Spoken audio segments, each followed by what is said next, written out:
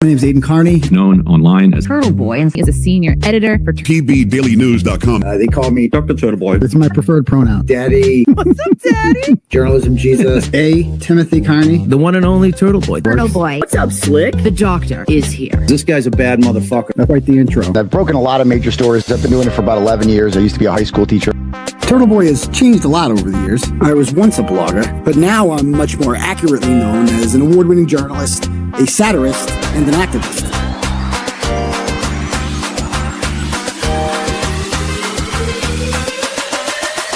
Boom! They're screaming your name here. You're the crowd daddy.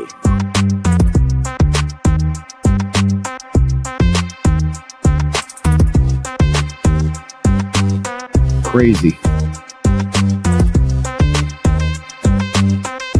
People either love me or hate me. Listen, Turtle, all right? But either way, they're watching. Don't make such fun of the criminal justice system.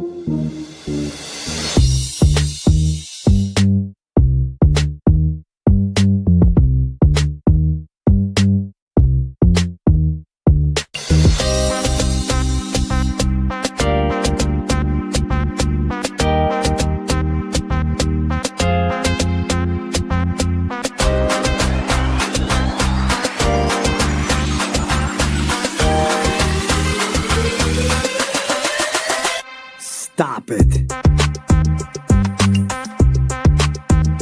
I'm never gonna stop. This fight's just getting started.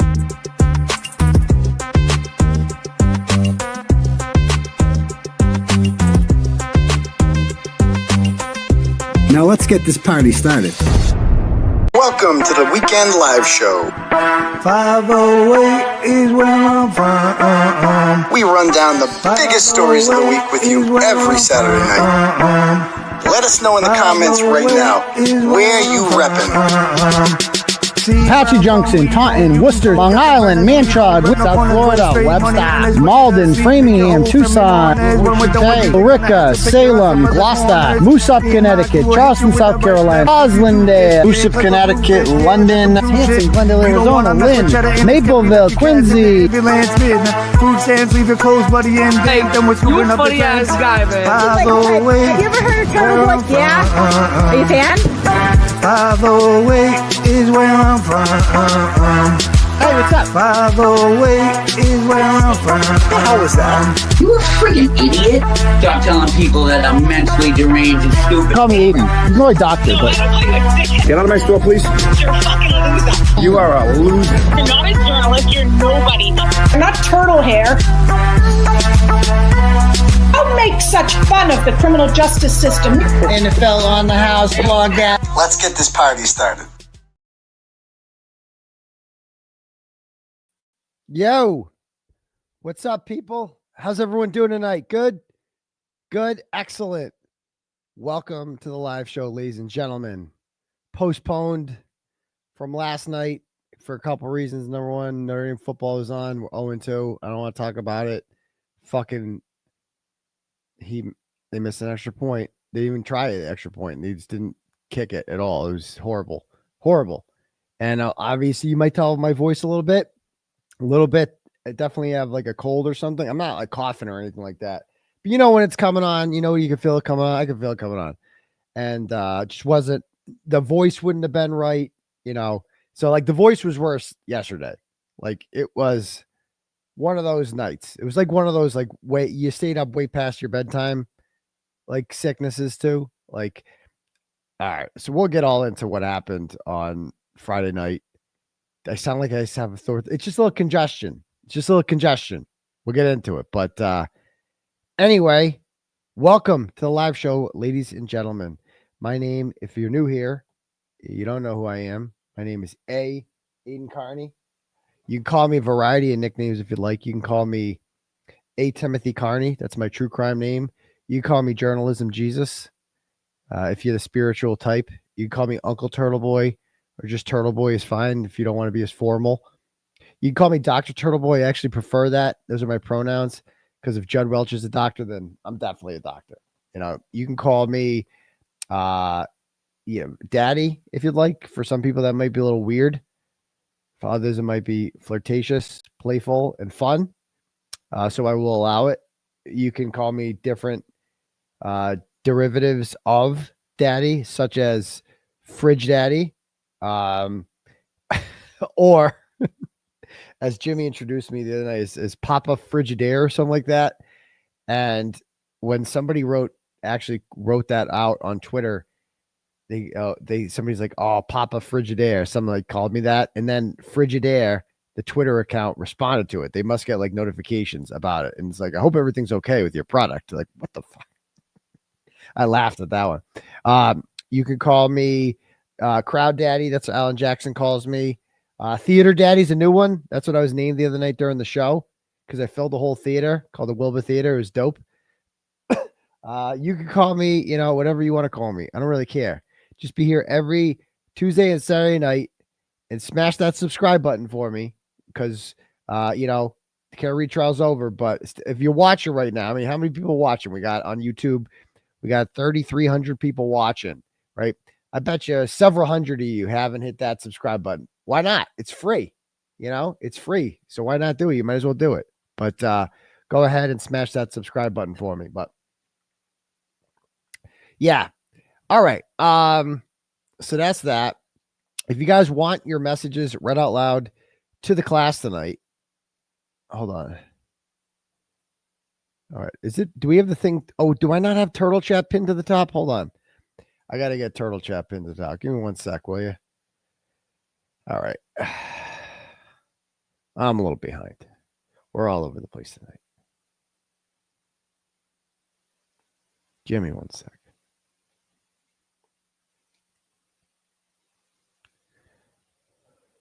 Nope, not that one. Where'd it go? There it is.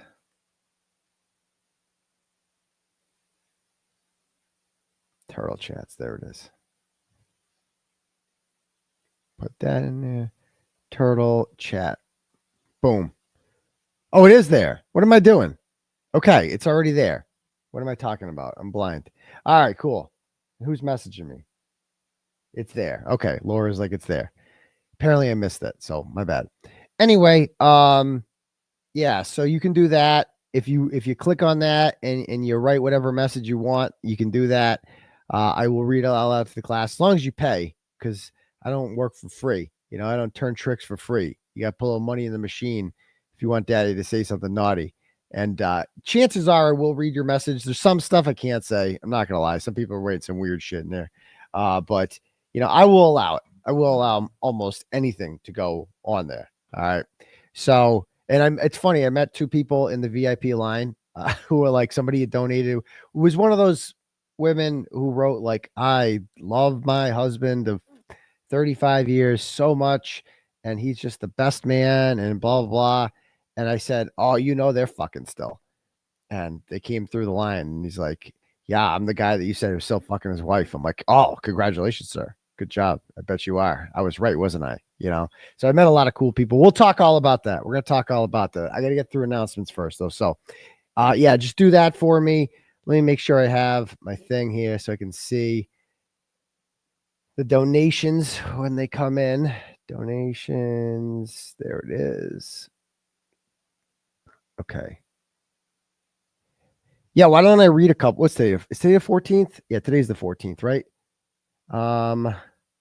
Let's read a couple turtle chats. Let's see what we got here. All right, first one up we have here is Suzanne Shaw. What did she write? How do I click on this?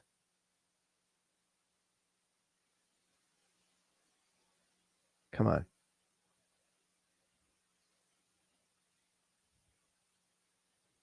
Nope, that's the wrong one. Hold on. How the fuck do I do this?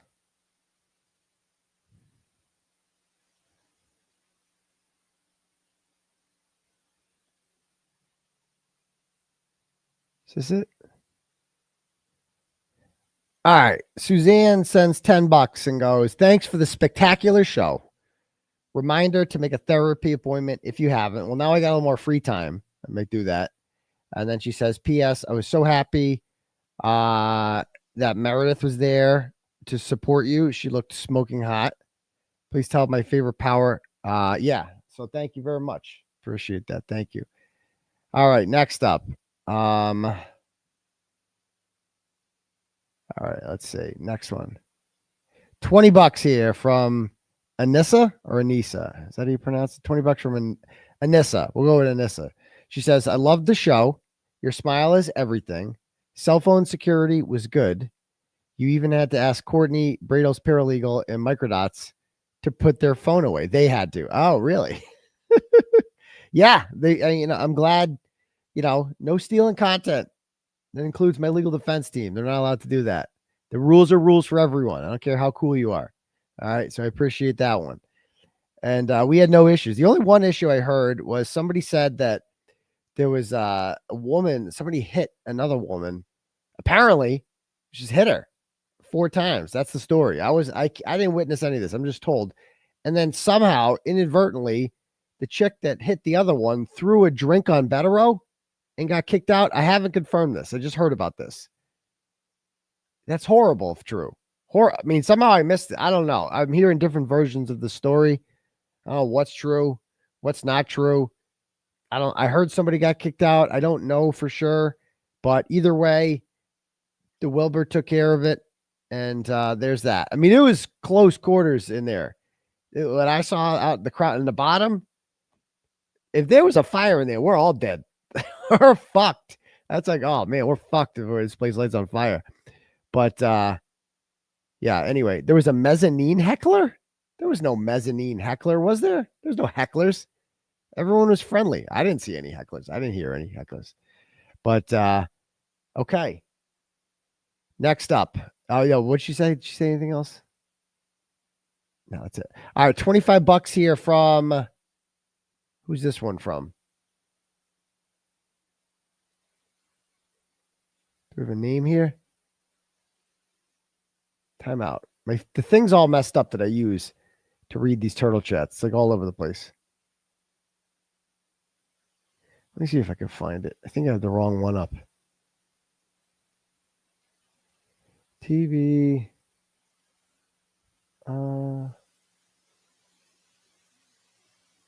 Nope. Down.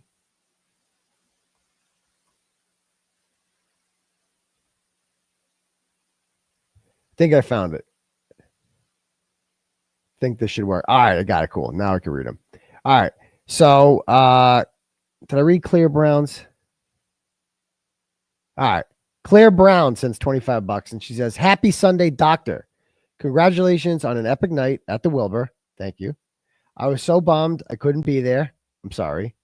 But hopefully there will be many more to come. There will be. Love and support from Phoenix, Arizona." That's the plan. That is the plan, that we're going to do more. I got it. Thank you, Laura. Appreciate that. That is the plan. That we plan to do more of these moving forward. We have to. Definitely at the Wilbur. Here's the thing. I really wanted to go to the Wang Center, which is next door, the Bach Center, because Ernie Bach called me like a few days after I'm like, what the fuck? Ernie Bach Jr., everything you're looking for. That guy. He called me, and I'm like, oh, geez, big deal here. Ernie Bach, really rich dude, calling me up and is asking me would I like to do he wants me to do a show at his thing, but he said he wanted me to do it with Karen. And I don't think that's going to happen. I just don't think that's going to happen. I don't know. I couldn't sell out the Bach Center. It's 3,500 people there. I sold out the Wilbur. That's 1,100. But the Bach's the next level up. Next level up. Maybe we could. I don't know. It was fun.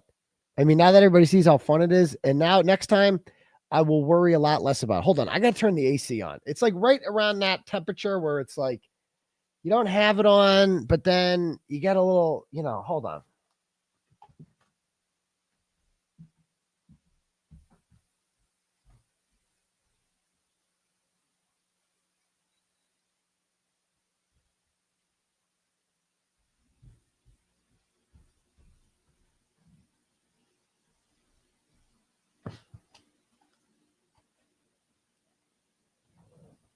All right. Anyway, we're back. All right, cool. So, yeah. I'd like to do the Wang Center, but if not, the Wilbur was awesome. And I really appreciated how they did business there. They stood up to the mob. We're going to get into that. And man, did they just put on an amazing, they're like machines as far as like, I'll talk about it all, how impressed I was with the Wilbur Theater. But all right, next up. Marcia sends $8 and goes, yo, Turtleboy. Hey, Turtle, your show was unreal. I laughed the whole night, but Boston traffic, holy shit. I know. It felt like we were trapped in a live game of Mario Kart. Shout out to your dad, who we had the pleasure of having dinner beside and is so proud of you. To the lovely lady handing out ducks and turtles, and to you and Karen for making our night extra special with her extra VIP tickets. Oh, these are the chicks from Winnipeg. Not to mention all the other amazing people we met who made the entire night an experience us Winnipeggers will never forget. I mean, you came all the way here from Winnipeg, and I heard the winters there a little brisk, so we had to make it right for you. We had 2 extra seats. I want to move you guys up because you guys are coming from another country, but I thought you guys were the furthest. As it turns out, I met a lady from Switzerland who was at the show. I'm like, Switzerland, bro, that's crazy. I would never leave Switzerland if I lived there. It looks beautiful. I would never leave, but I guess if Turtleboy's playing at the Wilbur Theater, you got to jump on a plane and come, don't you? So it was nice to meet her. All right, next up. We have, but yeah, the traffic, you're not in Winnipeg anymore. This is like a big city here. This is Boston. It's horrible. It's not like New York where everything's in like a grid and it functions. The lights are all timed and synchronized together. That's not how Boston works. It's a different ball game. Wouldn't recommend it. All right. So next up, DW sends $50 and goes, from a longtime reader and viewer, congratulations. Friday night was a hell of an accomplishment. When is the second show happening? That's what everybody's asking. I'm thinking like 3 months. That's what I'm thinking. I guess, I mean, I could do this once a month. It would be awesome, but I think a couple months just to, not promote it a little more, but I mean, here's the thing. How much money do we spend on advertising? Oh, right. 0, none, zip, nada. Every other person who performs at the Wilbur has to pay to advertise, promote their show, get it out there. I don't have to do that. I just tweet it. I'm my own advertising company. I've got my own platform. I can just sell it out like that. No problem. Oh, a turtle Christmas show would be a good one. Definitely. So we'll have to come up with new fun games. It was great this time around, but we can do better. We can definitely do better. So thank you for that. Next up, Holly sends $10 and goes, Wilbur event number 2, premiere night of the documentary. Oh, that's genius. Genius. I love it. Ooh. We might have to do the Hanover Theater in Worcester for that, because that could fit like 2,300 people. And I'm from Worcester. So I think that would be appropriate. I like that one. Maybe we'll be done by then. And oh yes, will there be a Halloween party? Yes, there will. We are going to do the Halloween party, a 3rd annual Justice. This is not a free Karen Reed Halloween party. The last 2 have been free Karen Reed Halloween parties. Karen Reed's free. So, but Turtleboy's not. Turtleboy still has a whole mess of charges and, things that he's got people suing him, like for fake sexual assault at McMorgan's. Like, we talk about that later too. Jesus Christ. But she won at least she won Ratchet Madness. She won it by a lot too. It was like 2-1. She fucking crushed Krusty. She crushed her. Like what it was, I think it was 65-35. It was a fucking blowout. And, because she beat Proctor like 55-45 or something like that, and Krusty beat goddamn Jen McCabe. That was tough. But that was the biggest October surprise I've ever seen. That stunt she pulled with the lawsuit, like that's almost cheating in Ratchet Madness. Like she wanted to win it. She issued the most ridiculous lawsuit ever, the most ratchet lawsuit I've ever read, right before the freaking Ratchet Madness final start. Like, come on, that's got to be cheating. And you're right. I do need to put the new background here. You're right. That needs to be the new background. We'll get that up for the next show. But yeah, so we are going to do the Halloween party again this year. I talked to Erica Walsh about it today. 100%. I think we need to go back to the Malden Moose because I like it there. It's cool. Even though it's not local to me, it's local to, civilization a little bit more. It's near Boston. So I definitely plan on going back to that again. So anyway, because I love the Halloween party. The Halloween party is a great time. We always have fun there, don't we? But all right, cool. What else? Oh yeah, next turtle chat we have. Emily sends $5, goes, did you read Mr. Michael Welsh's bar complaint of Morrissey on his office? I can't say I'm surprised at all, but wow. They've been doing this for years. I did read that. And we'll see if it goes anywhere. I mean, I just have no faith in the system. I just feel like nothing's going to happen. But that's just from watching this shit for years and nothing ever changes. So we'll see. Devin sends $25, goes, Aidan, congrats on the Wilbur. It looked like a great show. Please assemble the Quincy Turtle Riders to sign the petition against Mayor Koch, the Morrissey clone. A 79% raise is egregious. It is egregious. Wouldn't we all like a 79% raise, Devin? But hey, when you're in power, you get to vote your own salary. So that's how it works. Get them out of there. Next up, Amanda sends $10, goes, Dr. Fridge Daddy. Thank you. I just want to say how proud I am that you made it to the Wilbur. I am that you made it to the Wilbur. That is an accomplishment. Keep going strong. The sky's the limit now. I can't wait to see what's next. Love him or hate him. You made it. P.S. Love the longer hair. So I disregarded the poll. Speaking of the hair, the poll results the other day said don't get it cut at all. And I ignored your advice because it was just too much hair, man. It felt just gross. I had to trim up the sides, a little bit. It was just too much. So I still kept it a little longer on top, but I can't have it all shaggy on the side. It's just fucking gross. I can't do it. Not one of these guys. I don't do beards. I don't do mustaches. I don't do shaggy hair. I like to be a little faded up. That's me. So, all right, next up.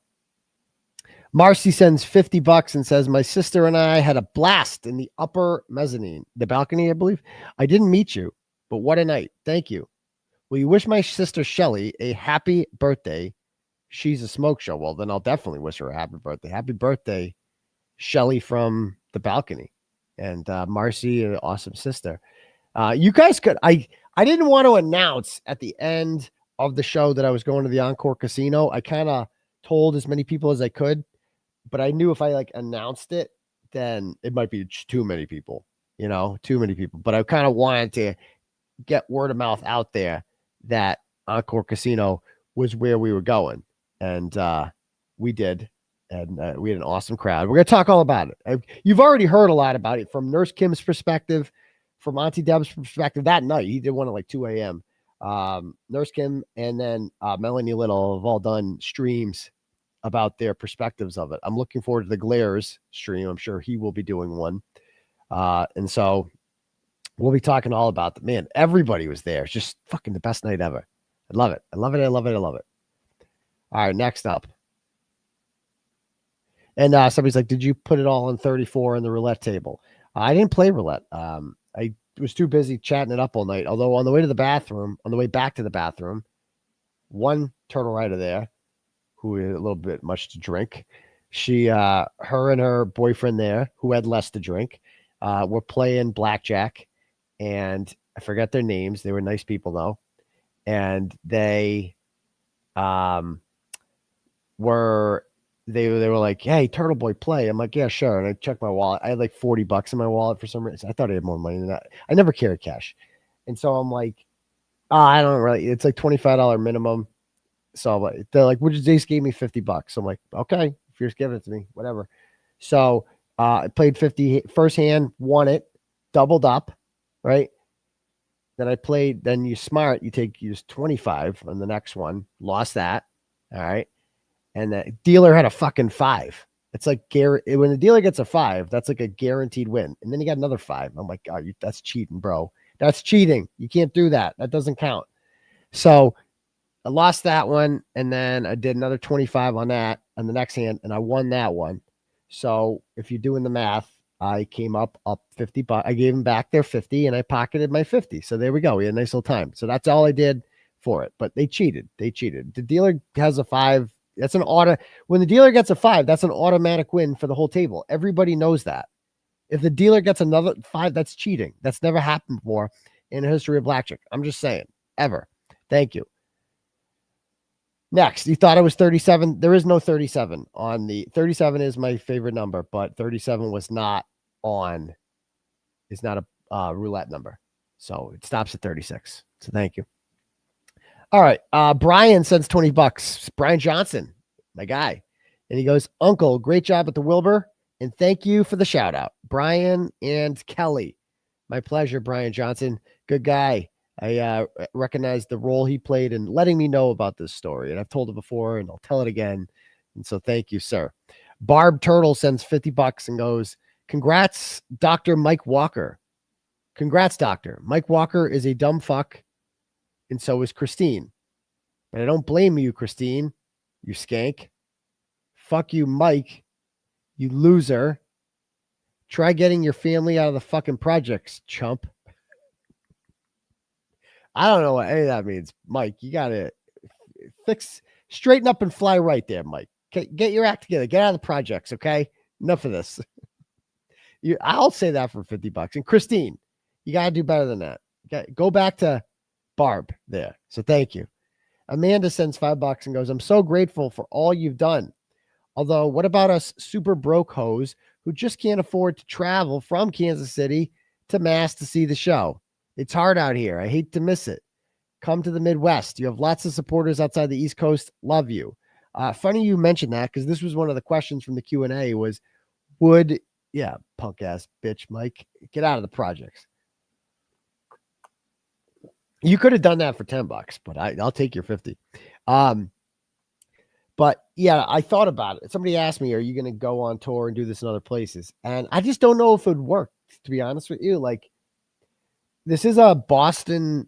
I'm going to do a little poll right now, actually, of my audience. This is good crowd research, whatever. All right, start a poll.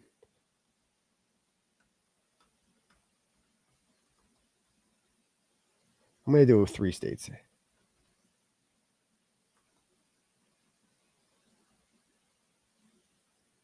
All right. Do you live in Massachusetts, Rhode Island, or New Hampshire? Like, one of those. Do you live in one of those 3 states? Because, I mean, New Hampshire and Rhode Island are basically Massachusetts. We can't forget those ones. Connecticut doesn't count. But I didn't say New England. Do you live in one of those 3 states? Let's see what people say.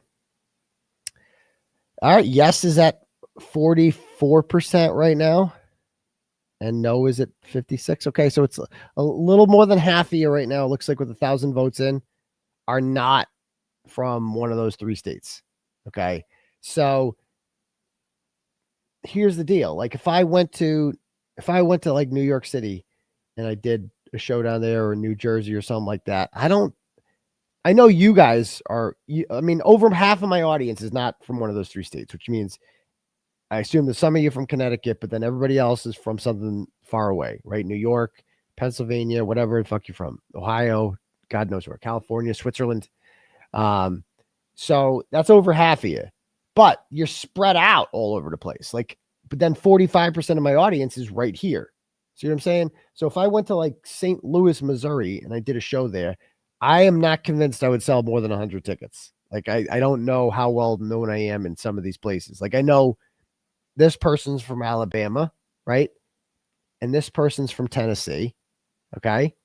And this person's from Ohio, and this person's from Louisville, and this person's from Virginia, right? Or Missouri, or Arizona, right? Or Detroit, right? And so, or Texas, or whatever. Texas is a big fucking place. So Oregon, Florida, Buffalo, wherever. Oh man, you guys are from all over. Holy shit. I remember when the places used to be just other shitholes in Massachusetts. Webster. Everyone was always from Webster or from Revere, Malden, Fall River, Moose Up, Connecticut. Yeah. But now we're all over the place. I met multiple cheeseheads, multiple Wisconsin Turtle Riders came through the line the other day. that I met. I said, "Go Pack, go! You guys look good." But I don't know. Like if I went to Detroit, Michigan, and did a show there, I'm sure you guys, I probably like 3% of my audience is from Detroit, so that's the problem. Whereas like 45% is local, so I feel like I could sell out any Boston or New England based arena. I'm not so sure I could do it outside of that. See what I'm saying? I'm just not convinced, but maybe I could. We'll see. But that could change with the documentary. You guys understand the documentary is going to blow me the fuck up, right? Because docs are huge culturally. The doc for Kara Reed sucked. The Body in the Snow documentary blew balls. It was horrible, but everybody saw it. Like it was everywhere, right? And it sucked. Picture what it's going to be like when my documentary comes out. They filmed that whole thing the other day. They were at the trial the whole week. They were inside my trial for the fake victim trial. Like they've gotten so much good footage out of me, man. It's going to be like a 6 or 7 part series, and it's going to be on a major streaming service. They're already talking about buyers for this. They've got bids out. Like it's big. And we signed a couple big names this week to the documentary. I can't say who, but I found out on Friday at the Wilbur, Jeff Caligari from Compelling Pictures is there. And when he told me who he'd signed, I'm like, whoa, that's big. That's big. So I just can't wait. It's going to be awesome. All right. So when the doc comes out, I mean, think about it. It's a Karen Reed. It's about the Karen Reed case, but it's about Turtleboy's coverage of the Karen Reed case, right? So it's more like if Karen is in the documentary with me, which we'll see. If her and Alan choose to do it, then that would obviously be even bigger, obviously. And she would be featured in it and she would be interviewed and all that stuff.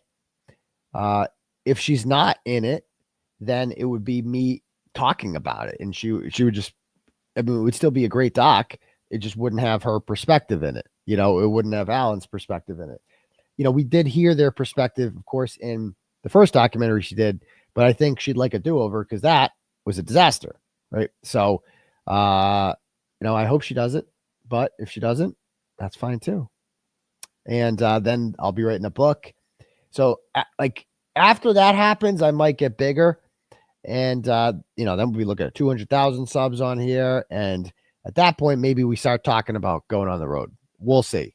I mean, I could do this once a month. No problem. No problem. I could do this once a month and it's fun. It's so fun. Me and Jimmy could start doing this every month like that. It has to be Jimmy every time too. Now I think we can all agree on that. Can you believe we actually thought about Sue O'Connell for that? No offense to Sue O'Connell, but that would have been a much worse show if it was me and her. It would have been nearly as fun. That audience was fun. Sue O'Connell's, she's okay. But fun is not a word. I don't think anyone would describe Sue as fun. It would be a sit down conversation. She doesn't crack jokes and stuff like that, like Jimmy does. And he's funny. He tells me he met some guy. There was some guy there the other day, and I'm not saying who, some guy. And I think he was there his girlfriend. And he's just like, oh, Jimmy's he's a homosexual. So he knows he's got gaydar better than anyone. And so this one guy we met, and he's just like, oh, that guy's definitely gay. He goes, I could smell the dick on his breath. Oh, man. But anyway, it has to be him. He's just too good. Who else could do it? You tell me who else could do it? I couldn't think of anyone else could do it like him. So it has to be him, period. It was natural. So, all right. I was just laughing at that. She's like, oh, I could smell the dick on his breath. All right. Anyway. Oh, Esty. Yeah, we could get Esty to do it. She didn't show up to this one. Shocking. She's off to her. She's at Mass and Cass picking up needles. Anyway, Fabby J sends $10. Goes, Turtle, you got to bring your show to the West Coast, please. You've got a bunch of California fans. We just went over this. Did anything catch you off guard, or did anyone made you mad? Anybody make you mad on Friday? No, nobody made me mad. It was actually an amazing night. Like, it was a perfect night. So there was no negativity whatsoever. Like, it was all positive, and I'm going to talk all about it. So thank you for that. Angela sends $25 and goes, Dr. Turtleboy, congratulations on your show and success. Please come to Scotland. My husband calls you my boyfriend, which is why I love him. He lets me be me. Oh, he lets you have a paramour. Okay. A turtle in bed with you. Free Turtleboy, you're the best. That's cool. That's cool. I'm your whatchamacallit? What do you call that? Hall pass? I'm your American hall pass. So there you go. Britt sends $5, goes, I'm not asking for specifics, but how lucrative is a Wilbur show after all is said and done? You deserve every penny. Fabulous show. Kudos to you, Jimmy, and your guests, Free Turtleboy Thickums. Well, as you can imagine, there's obviously a lot of costs that go into this. It's not my theater. I don't own it. So there's obviously other people that need to get, a lot of people work that night. So a lot of people get paid. So I'm not going to give you specific numbers, obviously, but it was a good night. It was definitely a very successful night. And quite frankly, I earned every penny of it because I did 60 days in jail. Like, this is all back pay. That's the way I look at this. I'm like, this is all, I earned this shit. 60 days in solitary, bro. And, you know, as you've seen, if you follow certain Twitter accounts and you're into that sort of stuff, the gossip end of the twit-twat, this whole thing was an elaborate setup. We've talked about this in the Federal letters, but when you see it, it's like, wow, they literally planned this out. The plan was to put him in jail by summer. That was the plan. They said by summer. I got out. It was actually a little earlier than that. It was a little earlier than that, 6 months early. So, but that was literally what they said. They were going to plan. They're planning to put me in jail by then, and they had all worked out. So there's that. All right. Let's see. A couple more here before we get started.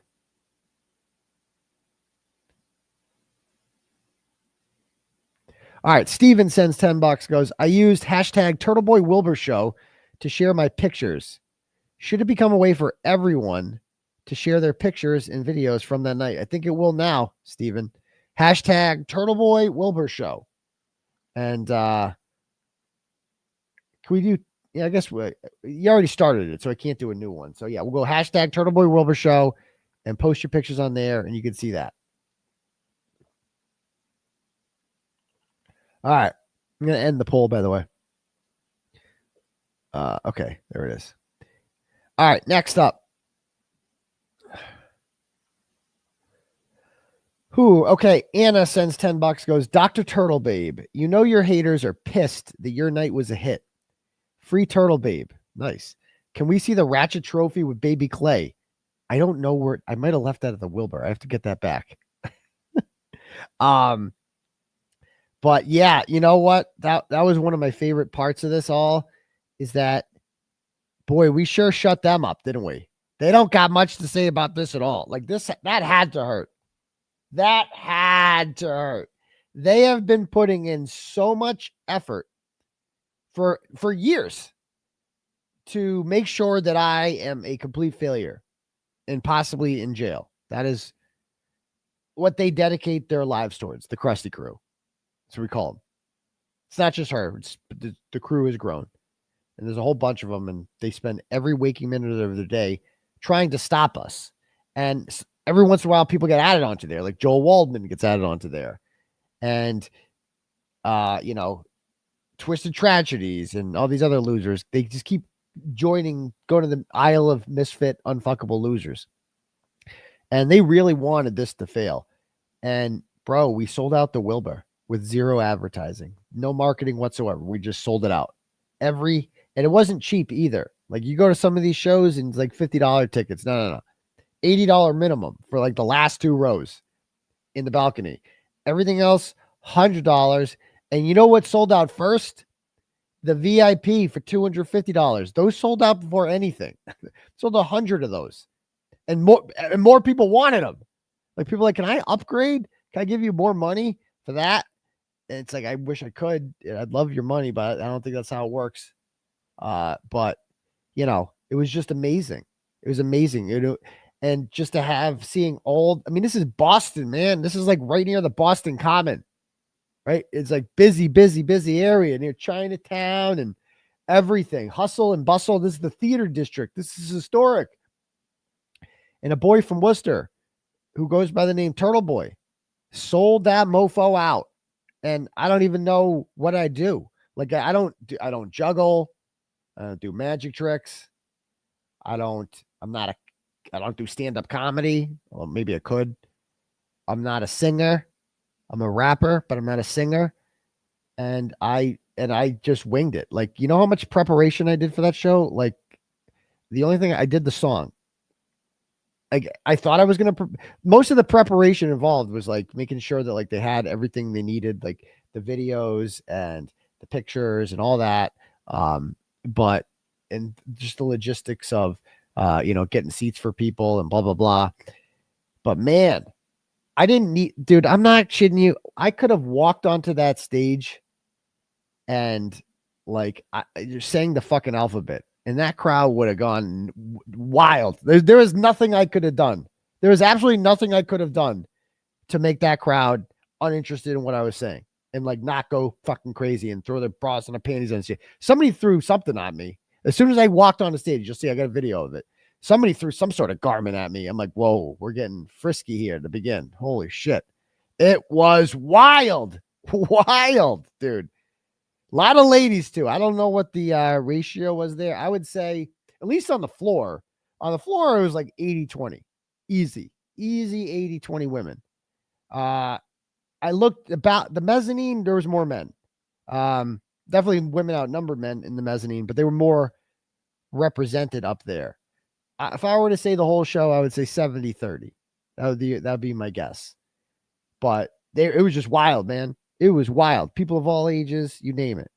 No kids, of course. That wouldn't be good. But it was just fun. Fun. All right. Okay. Next up, we have Andy sends $50. And she says, such an amazing night. I can't wait for the next one. Congratulations, Daddy. XO Andy. And I think, Andy, you were one of the VIP people, and I met you there. I think we're Facebook friends. So it's nice to meet you. And I hope you had a great show. I hope you had a good time. You were right down in front. You know, those VIPs tickets were excellent. You know, the people were right up front. I feel like I was talking to them the whole time. I'm like trying to look around. Everybody's trying to, every time I looked in someone's direction, they were trying to like make eye contact with me, have a conversation. I'm like, I can't hear you, bro. I can't, you know. It was fun. All right, next up. Michael sends $25 and goes, Aidan, I've been doing a lot of thinking about your place among the all-time Worcester greats, and I wanted to know who is on your Worcester Mount Rushmore. Oh, we do need a Worcester Mount Rushmore. It says Dennis Leary. Okay, fair. Dwayne McLean, pretty good. And Harvey Mojica, who played for the Puerto Rican national team. I don't know about that. Honorary residents are Neil Fingleton. He was big. Oh, Bob Cousy. How's Bob Cousy not like first on the list? Keep up the great work and make sure your son keeps his head up when dribbling. He does need to keep his head up when dribbling. Mike in Houston. I don't know. I'd have to think about it. Mike in Houston. I mean, didn't Robert Goddard, the guy that like launched the rocket, isn't he from Worcester? Or is that Auburn? I forget. Either way, it was like, you know, if there's a Worcester Mount Rushmore, you know I'm going on it, period. I've already earned it. So there's that. All right, next up. Trina Troll sends $5 and goes, listen, Turtle, don't make such fun of the criminal justice system. Print this card. Okay, thank you. Megan sends $5 and goes, dear Daddy, you're incredible. Please tell my husband, John, happy 19th wedding anniversary, and that I took a chance and married him after only knowing him for a week. Glad that shit worked out. Free daddy Turtleboy. I got to be honest with you, Megan. That's a low percentage move. That's a real low percentage move. And I'm happy it worked out, but you're kind of lucky because 99 times out of 100, I would have bet the farm your marriage would fail. So congratulations on beating the odds. Good job. Thank you. Good job not getting divorced. Proud of you.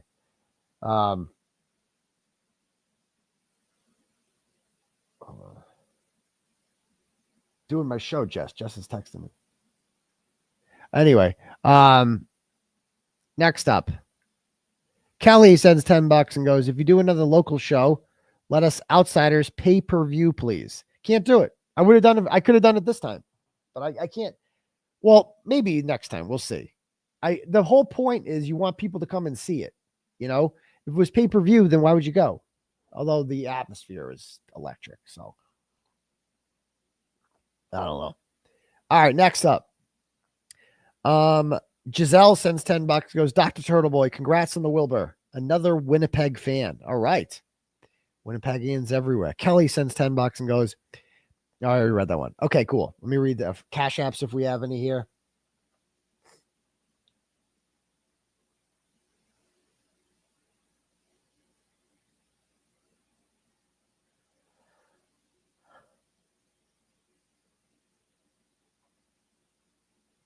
The link is gone. Somebody sent me a turtle chat that said the link is gone. It's right at the top, bro. It's right there. I can see it. I don't know what you're talking about. Angela sends $25 and goes, congrats, doctor. Catch you at the next show. We'll catch you too. Thank you, Angela. Chad always sends a good turtle chat. Sends $5 and goes, Boston parking fee rebate. I don't know what that means, Chad, and I never understand your turtle chats, but thank you. Kelly sends $25 and goes, I got to meet and buy your dad dinner Friday. So fun. You bought him dinner? He told me that he went. I didn't know he didn't eat before, and he went to some restaurant right across the street. And he said that somebody came up to him, and he said that everyone there was going to the show, and that somebody came up to him and like asked, like, hey, you know, who going to the show? And he's like, yeah, my son is actually performing. His name's Turtleboy. And then everybody mobbed him after that. He was a big hit. He was a big hit. So you guys showed him a good time. So thanks for buying a meal of food. That's very nice of you. All right, next up. Do we have any cash apps? No, we don't. All right, cool. All right, if anyone else wants their messages allowed to the class, click at the link at the top for Turtle Chat, or you can cash at me at $ Uncle Turtleboy, and we can do it that way. Let me, we're going to talk all about the Wilbur show first. Exactly what went down. My version of it.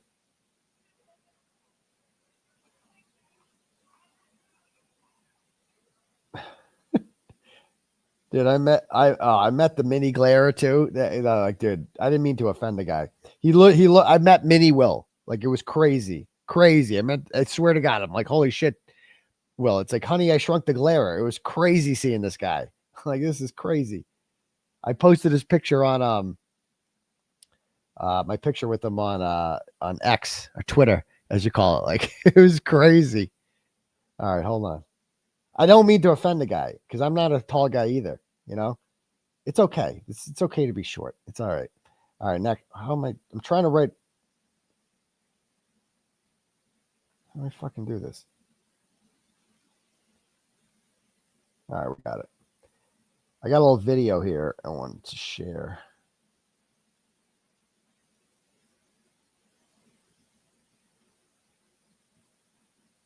All right, cool. All right, so let's talk about what went down that night on the night of the Wilbur. So I'll give you a brief little summary of my day, how it started. I left around because I was staying at the Encore Casino. I've never stayed at a casino hotel before. It was very nice. It was lovely. And so I got there around 1, did the early check-in. And I had to stop at the Target, and I got a bunch of whiteboards because we had a game we were going to do. We needed some whiteboards. That was my planning. And after that, I spoke with the documentary people, and they said, jump in an Uber and come over to our hotel. They go, we're not going to stay at the casino. We're going to stay at the Newberry Hotel, which is like on right next to the Common, right on the end of Newberry Street. And so I took an Uber down there, had a cool conversation with my Uber driver, Zach. And we told him all about Turtleboy. He's like, what are you doing in here? I'm like, well, I'm doing a show at the Wilbur Theater tonight, actually. And we had the same, he's like, he was just into it. He's like, bro, I'm going to sub to your channel, this and that. So we had a nice conversation. I always talk to the Uber driver. Then, oh, fuck, hold on. I always forget to do, I don't know how, I've Ubered like 5 times in my life. And every time I chat up the Uber guy. But then I always forget, you don't tip like on the spot. So the next time you go into your Uber app, it's like, do you want to tip? I'm going to tip him 30% because he was cool. All right. I just tipped him. Okay, cool. He's probably like, that cheap fuck. We had a nice conversation. All right. I just tipped him. There we go. So he drove me to this hotel, which was like it's like one of those old Boston hotels. But obviously very nice. And we had a suite. They had like a suite there with like couches and everything. And the documentary guys set up all these cameras, and they interviewed me for about an hour or so about everything. It was a really good interview. It's going to be on. We have like a backdrop of the Common during this interview. It was really cool. And they kind of filmed me just getting ready and preparing for this and just all that. And then they filmed me walking from there. It was less than half a mile to the Wilbur. And I just walked through the Common.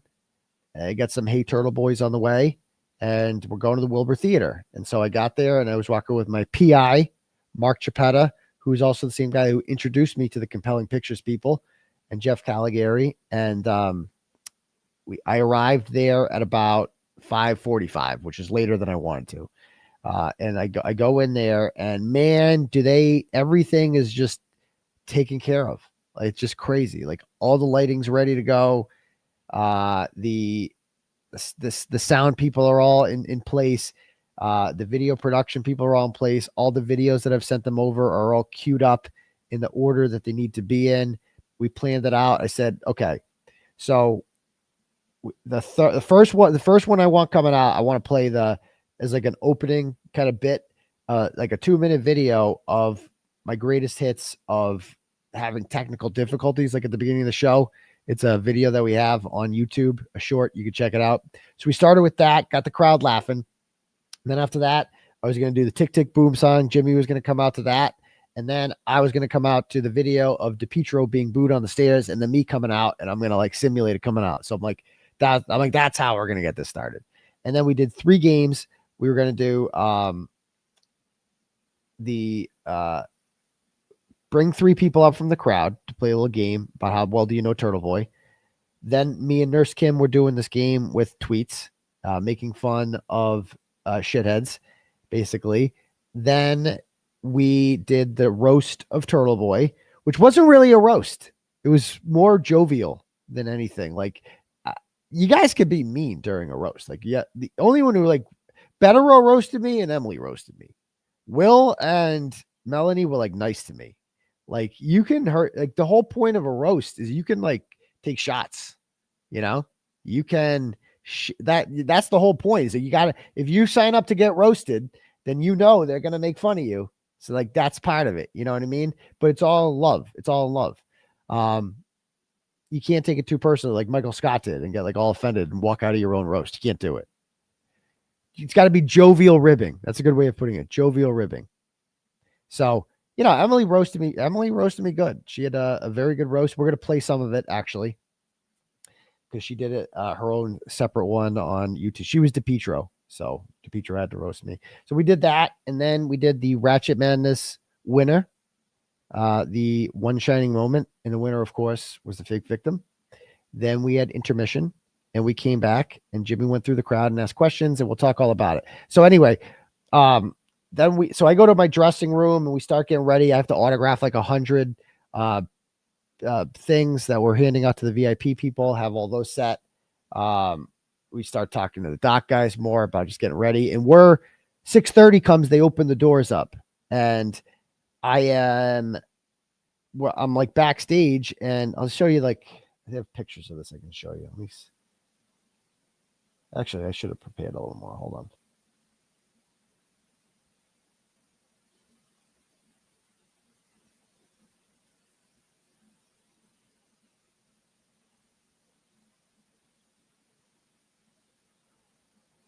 Huh.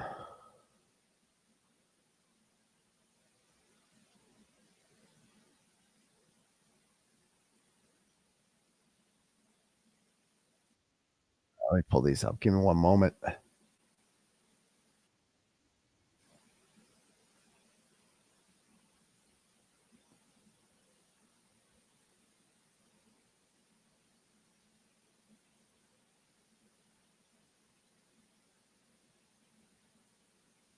No, the wrong one. There it is.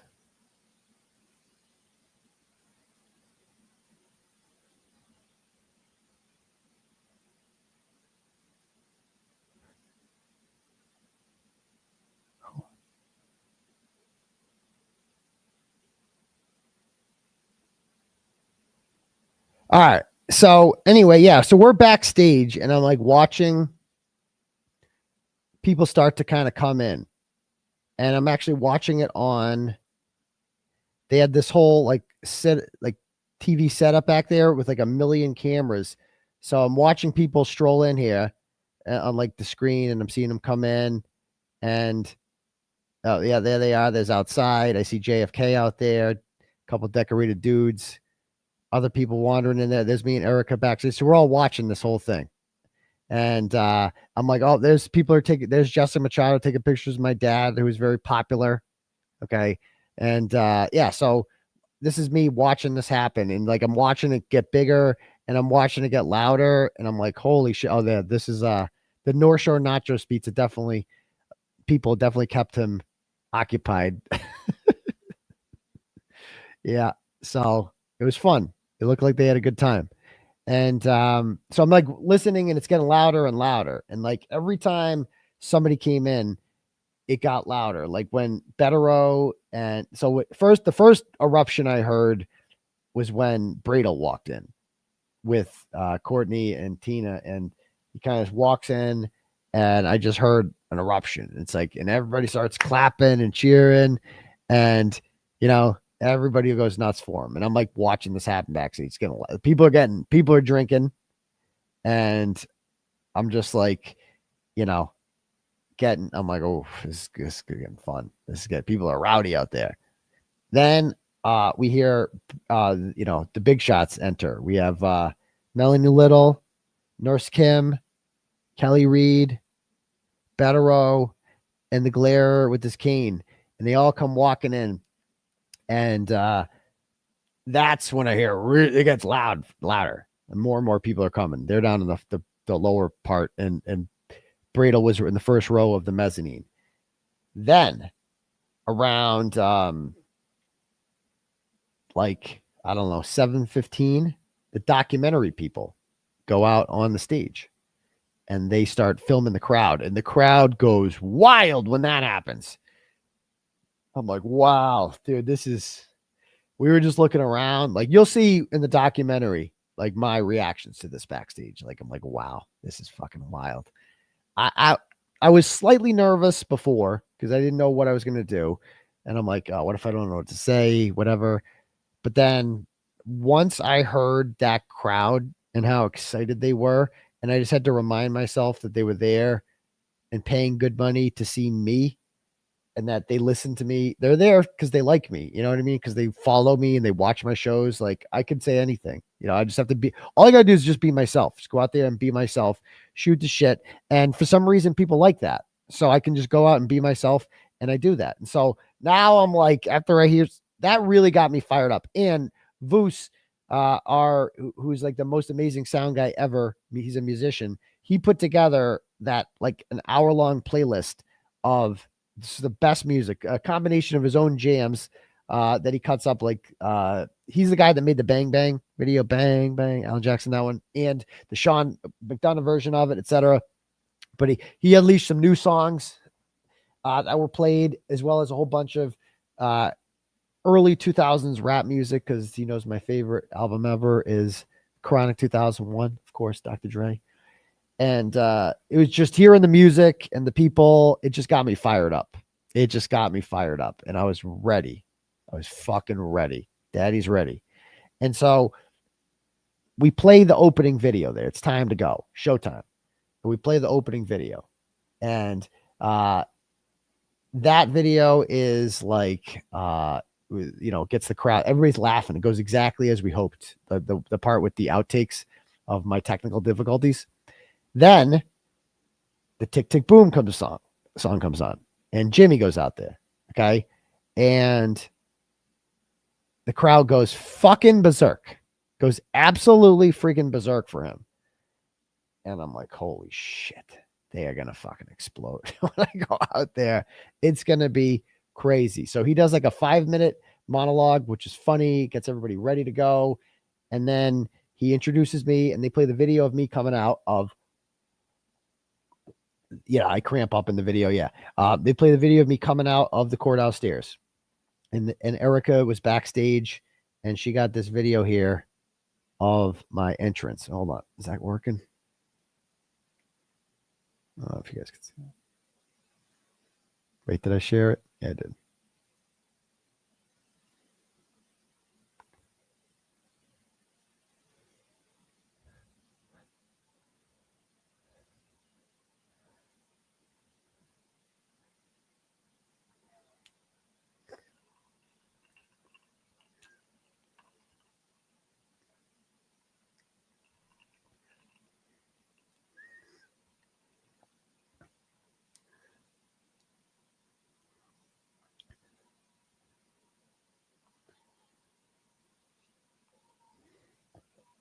Oh, there's no sound? Oh, hold on. There's never sound. Okay, you don't got to keep texting me. Hold on. All right, it never works. I'm using the all right, hold on. Now I got to download it. Give me 1 sec. I'll just download it. Download that. I was just playing it right off of Messenger. Let me play it this way. You got to hear the sound. This is one of those things where you need the sound. Definitely need the sound. All right.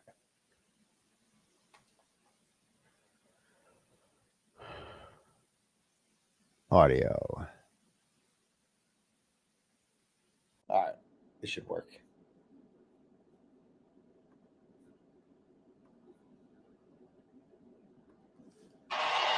Love it.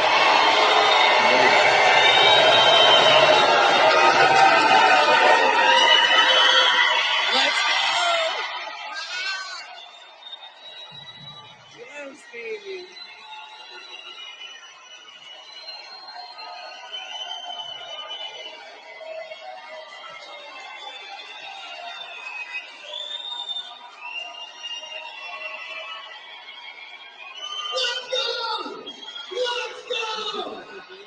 People are fired up.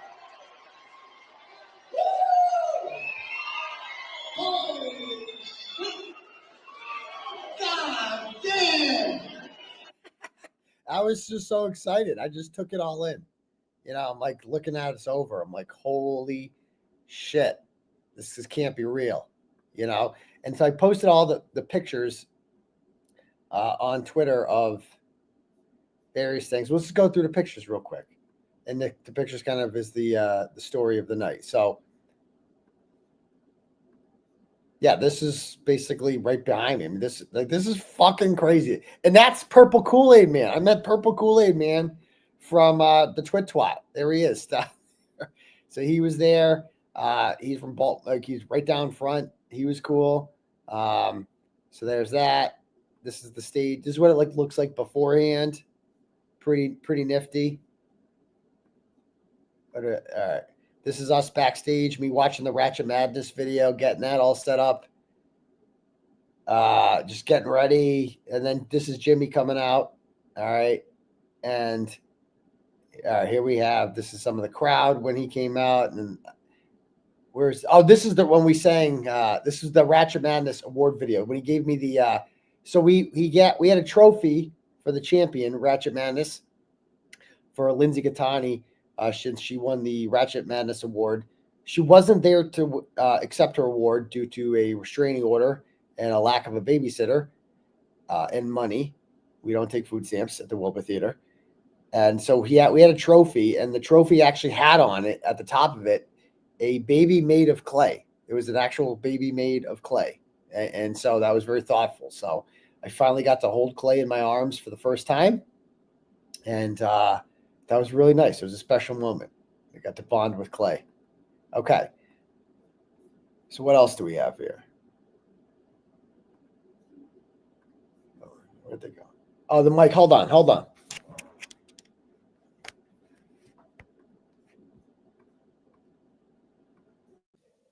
Was I like on a silent there, or was I like too distant? I had the wrong mic on there for a second. Can you guys hear me okay? Yeah, so there was a baby made of clay on top of that. So there you go. I finally got the whole baby clay in my arms. I did have there was some Fireball there. I went to the liquor store before because I wanted to get like a couple shots. I wanted to do one shot before I went on of Jack Daniels, right? Just to wet my whistle, just to like not get drunk or anything like that, but just like, you know, the Red Sox did that before they won the 2004 World Series. That's what men are supposed to do before big events, is take a shot of Jack Daniels. It's like what you do. And they didn't have Jack Daniels, but they did have a 4-pack of Fireball. And that is like the official shot of choice for ratchets everywhere. The only two people I know who drink Fireball are Krusty and the Fake Victim. Like every time I went there, she's like, "Want some Fireball?" I'm like, I've had quite enough, thank you. And you know, so I'm like, I'll have one shot beforehand, and then we had one after, and we celebrated. But anyway, so there's me collecting the award or the trophy on her behalf. She, of course, was not there due to several reasons. All right, then what else do we have here? Okay, there's me holding the award. Yeah, admiring it. Okay. So let's see. These are backwards in order now. I'm going to go in the correct order that happened. Yeah, so anyway, here he is coming out, doing the monologue, and then I came out, did my thing. I mean, this was just the most surreal experience, looking out at that crowd, just soaking it all in.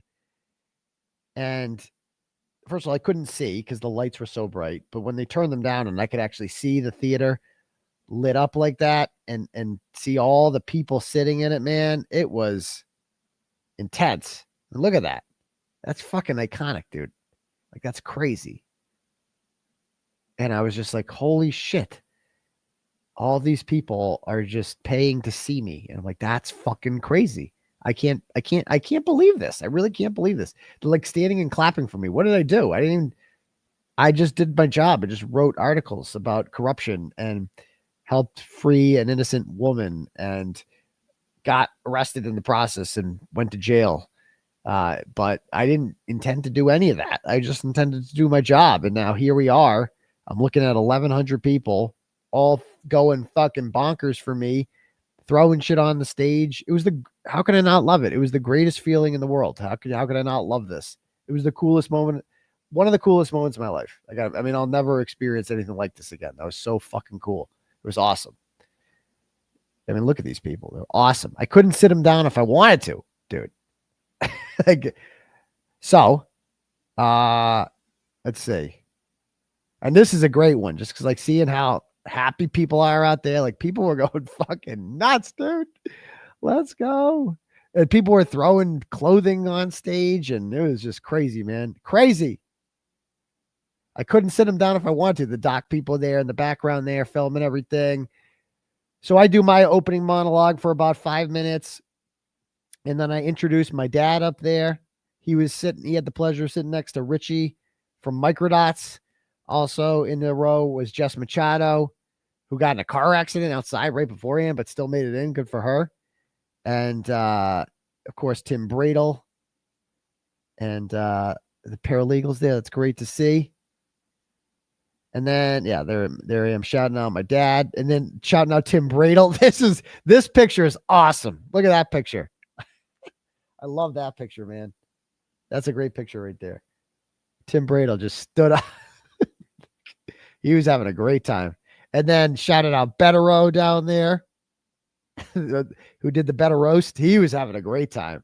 Dude, he's more popular than I am. People love Bettero. I said, everybody take your phones out and take your picture. Get it over with now. Do a little video, take a little picture, and remember this and post it on the Twit-Twat because that's what y'all want to do. So get it over with now, get it out of your system, and then put the phones away. There's Nurse Kim lurking in the background. She's waiting for her turn. So we did the monologue, and then her and I did. Let's see. Okay, so first we did the game. So we brought 3 random people from the crowd up and said, how well do you know Turtleboy? And we asked them questions, and Nadine was our winner, the one in the middle there. And the question that tripped them up was, well, first of all, what year was Turtleboy founded? Like when did I start doing this kind of full time? And she put 1981. I'm like, bitch, I swear, how old do you bitches think I am? But she's like, oh, I thought that was the year Turtleboy was created, as in you. And I'm like, well, that's actually fucking right. I was born in 1981. Like, that's crazy. So she actually knew, and then she got the right answer too. Nadine knew everything, but she didn't know all set. None of them got this question, was who are the 7 McAlberts or McAlbert adjacents that I am charged with intimidating? And there was a couple that neither of them got. None of them got Matt McCabe, and none of them got Elizabeth Proctor. That's the one they always forget. It's Brian Albert, Colin Albert, Chris Albert, Jennifer McCabe, Matt McCabe, Julie Nagel, and Elizabeth Proctor. Those are the correct answers. So, yeah, we did that.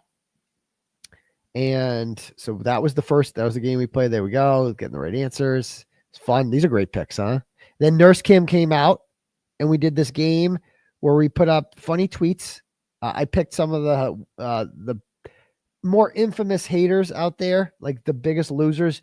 And I kind of like tweets where it's like, he's not going to, nobody, like, this is the perfect fucking tweet from Julie Carpenter that says, what Aidan Kearney doesn't realize is his popularity is primarily regional while selling out a fucking theater filled with people from all over the world. Like, that was the perfect tweet to just mock. It's just funny to mock these people because that's what they deserve, to be mocked and laughed at forever. He has no influence outside the New England area. He has so many vices and personal problems that he was unable to translate his activism work for Reed to a bigger level. After his antics, no respectable network wants anything to do with him. If anything, it's boot. Do you understand how mad they're going to be when the documentary comes out? But they're going to be even more upset when the movie comes out. They are going to lose their shit. There is nothing that will represent my success more than that. I mean, this was like, motherfucker, this is just the beginning. The Wilbur show is just the beginning. We're going to do more of these. And then on top of that, then the doc's coming out and nobody legitimate's going to partner with them. You don't even know what's coming.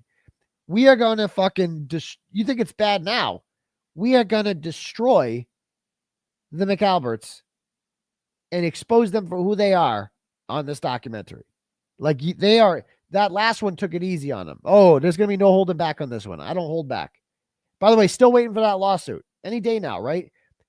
Every day I check my mail to see if anyone's suing me. And the only one that's suing me is the fake victim because she says she got finger blasted at McMorgan's. That's the only lawsuit I have, the finger blasting lawsuit, which is another crazy thing too when you think about it. The more I think about that story, the crazier it gets.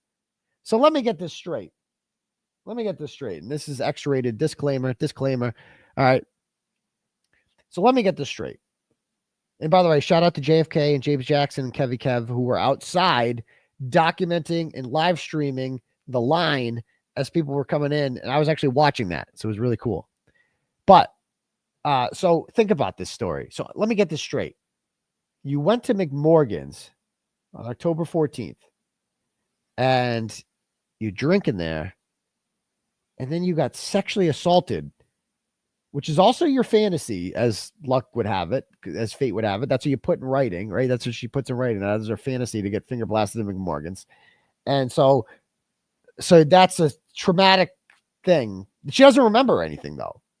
But this traumatic thing that I told her happened, she doesn't remember that. So now she's all fucked up because she got sexually assaulted, she says in the lawsuit. So what do you do when you get sexually assaulted with somebody? Well, you get in the car with them, of course, right? Because that's where she gets in the car with me. And by the way, does she have witnesses from there, the staff bartender? No. She's mad. She tells like the police. It's in her whole whatchamacallit, her whole complaint that she's filed against me, her whole lawsuit against me, again, Cosgrove, Tully, Jason Broyles, and Dylan Haldeman from the Medfield Police. So she writes Dylan Haldeman this email. He's the detective in Medfield who just tells her to go to Tully after a while. He's like, I can't deal with her anymore.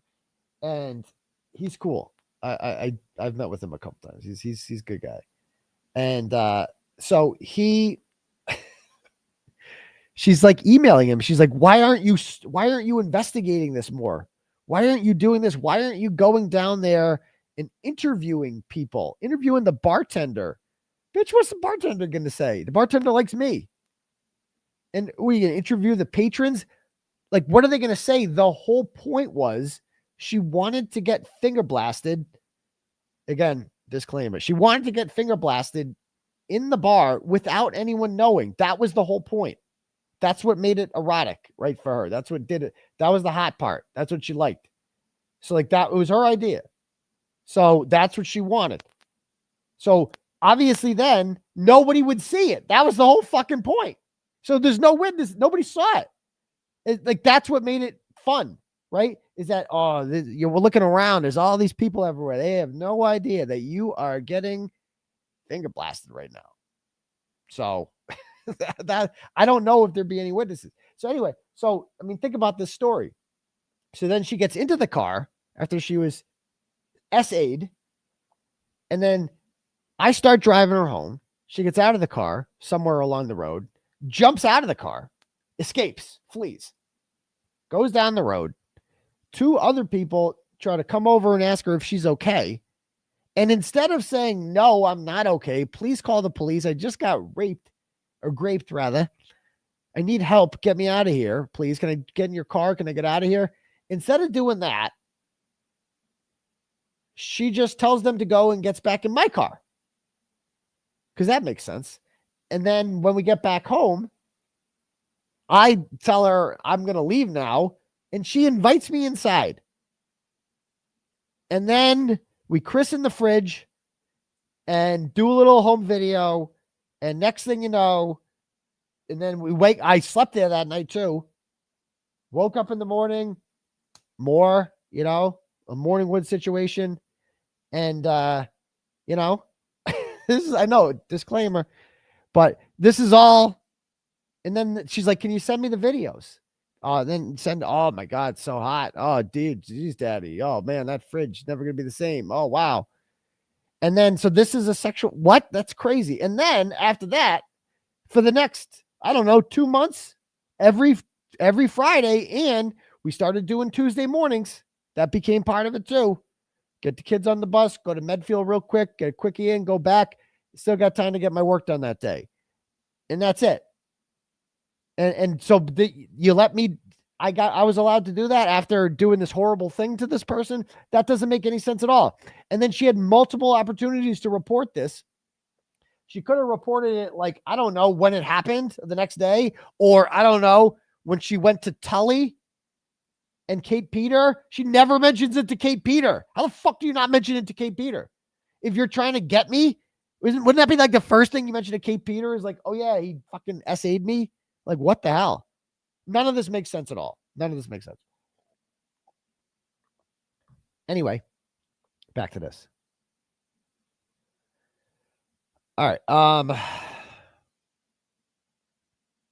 Yeah, so we made fun of Julie Carpenter for a bit, did our thing. Nurse Kid had me cracking up. There it is. Yeah. This is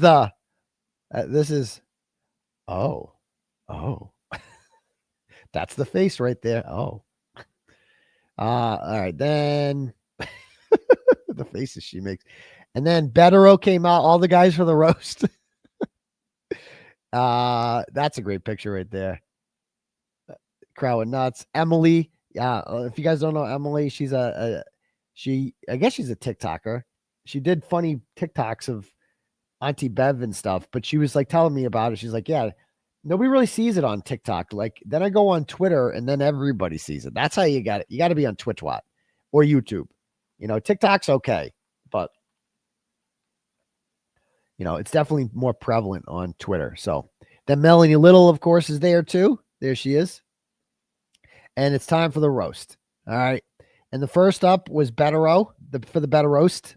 And this picture really sums it up right here. So I have two lawyers, and my relationship with them is that like Tim Bradle is like the cool mom who lets you stay out late and like you don't have like a curfew and he like trusts you, but he probably shouldn't trust you because you haven't earned his trust like at all. And you're kind of like naughty and mischievous or whatever. And then you end up in jail, even though he told me not to go, there's that's Bradle. And then there's Bettero, who is like the strict dad, who has the mom, the permissive mother. And he's just like, him and Emily were fucking hilarious. He didn't intend to be funny either. He's like, I think his first thing, he was like diva up there. He's like, I don't know why I'm here. That's the first thing you said. Something to that. You'll see the whole thing. It's something like, I don't know why I'm here. And he was just like, he had the crowd eating out of the palm of his fucking hands. Like they were going crazy. My dad was like, so why does everybody like Bettero so much? And I'm like, because he's on YouTube, Dad. He's like, whenever Bettero goes on a show, he just brings in views. Because he's just so smart and like matter of fact, and that's why people love him. And he just, I don't know. And so he's got this like dry humor to him, and he was like, he said, yeah, I think that's what he first said. I shouldn't even be here. I'm his lawyer. He did tell me before it. I can't do this. And then they brought him up there anyway. And so he had this one funny line. Like he didn't intend this to be funny. He was like, this guy represents people accused of murder and all sorts of things in his 26 years as a trial attorney in New York City. And then he has me for a client, and I would garner to believe that no client has ever kept him this busy. Like with the shit that I just drop on this guy's plate on a daily basis. He's like, what? Oh, fuck. We have to update the motion. Fuck. What is this? Every time I tell him a new thing, like when I told him like the Krusty Panties thing about like how, oh yeah, she forged the document 5 years ago to YouTube. He's like, what? Show me everything. Like showing him, he's like, what the hell is going? He's just like shocked every day. I just dump a bigger pile of shit on his place. And so you got that kind of funny frustration humor out of him in this whole thing. And he was like, I think he said, can I just be a lawyer? I just want to be a lawyer. Can you leave me alone for like 24 hours? And I think I lasted like 20 before I texted him with something else. So there's that. And so, yeah, that was funny. No, it's not boring. It's very entertaining. He has to be entertained by this at least. But yeah, there's that. That's a good picture right there. And then the glare came over with his cane. We got to get Will some healthcare. I know Will's like anti-doctor, but this motherfucker's walking around like John Wilkes Booth or some shit. Like he just jumped off the goddamn balcony and broke his leg. Like, bro, this is not like The Walking Dead and shit. Like, we can fix you up. We have there's a cure for whatever you feel. You know what I mean? We got to get this motherfucker some healthcare. That's why we got to get him to Mass. He lives in Tennessee. I don't think they have Mass Health in Tennessee. There's no 10 Health. So he should just move to Massachusetts. He really should. He lives in like the Smoky Mountains down near Knoxville. All right. and he fucking streams for a living. You know, you can do that here. Now, granted, it's probably a lot cheaper to live in Tennessee. I'll give you that. But there's more grifting opportunities up here in Massachusetts. So I definitely think he should come up here and just set up shop and fucking do his thing here. Might as well fuck. But yeah, you know, I think he'd love it. So I think he should do this anyway. And we can get his leg fixed because he can't keep walking around this fucking cane. It's insane. And he just refuses to get it fixed. Like, bro, it's going to get worse, dude. It's just not just going to heal on your own. We don't want you to be a gimp, bro. You got to fix that shit. Anyway, so he comes out, he does his thing. Crowd went wild for him.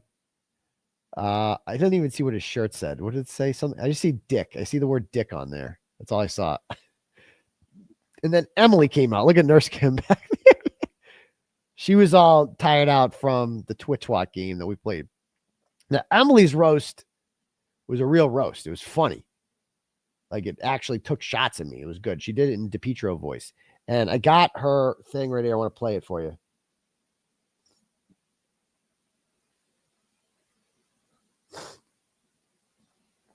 Copy.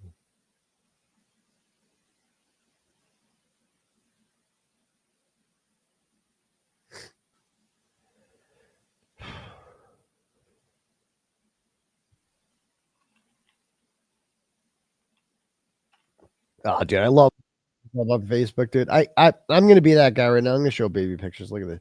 You know what shit? All I ever post on my real Facebook account is pictures of my kids. And you know, I don't really do it as much anymore, but you know, when you first have a kid and you're like that annoying person on Facebook that doesn't stop posting pictures of your kids. Yeah, I was that guy. So every time I come up, look at this fucking guy. Look at this girl. Look at her. This is 10 years ago, dude. Look at that face. Look at that face. Look at that. Look at her. Oh man. Oh, anyway, sorry. I had to be that guy. Comes up on my 10-year thing. All right, I sent myself a video. That's why I had to go there.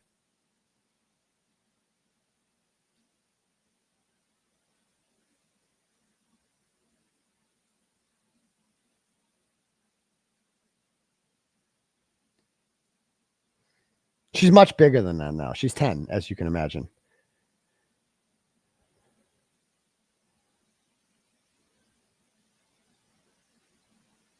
And yes, that is a girl. So people like that is a girl. She had no hair back then. That's as babies often do.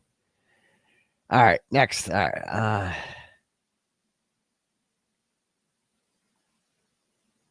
So here is Emily's roast. Listen, Turtle, you got to watch your language. You got to watch your language. I'm already live.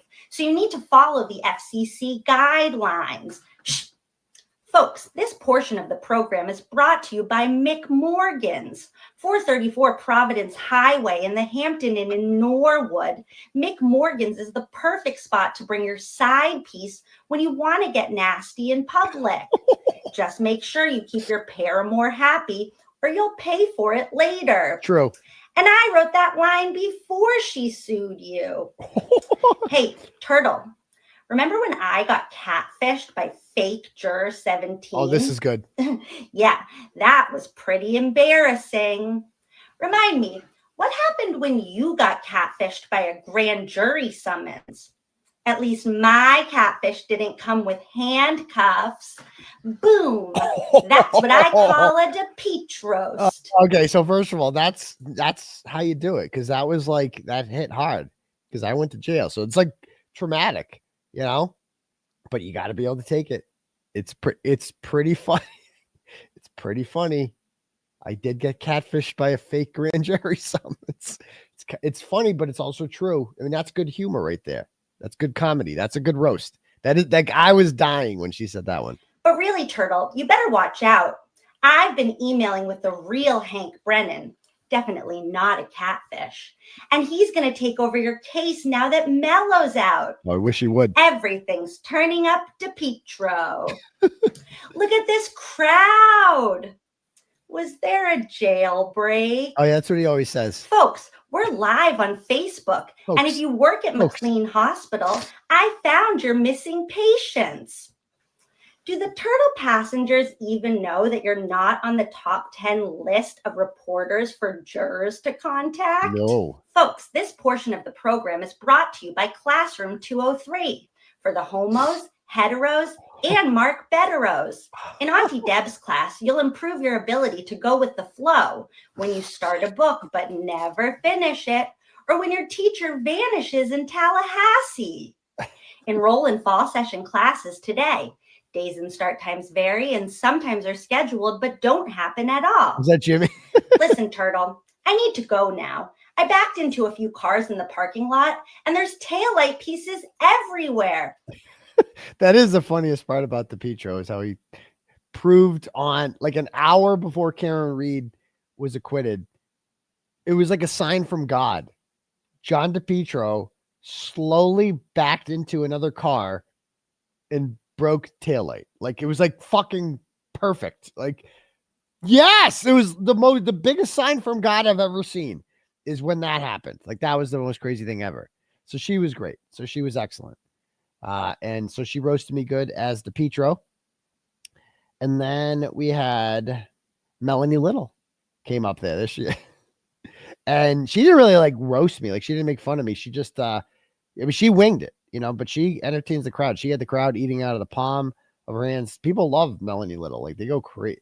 Her streams are bigger than mine. Like she's really the only one in the, I would say the grifting circuit, if you will, that can destroy me in views. Like her, anytime, especially if the trial's on or whatever, like any trial, like she'll get like 20,000, no problem on like a slow day. So she kills it. The crowd loved Melanie Little, and rightfully so.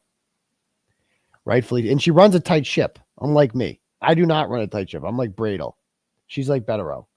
She has rules in her chat.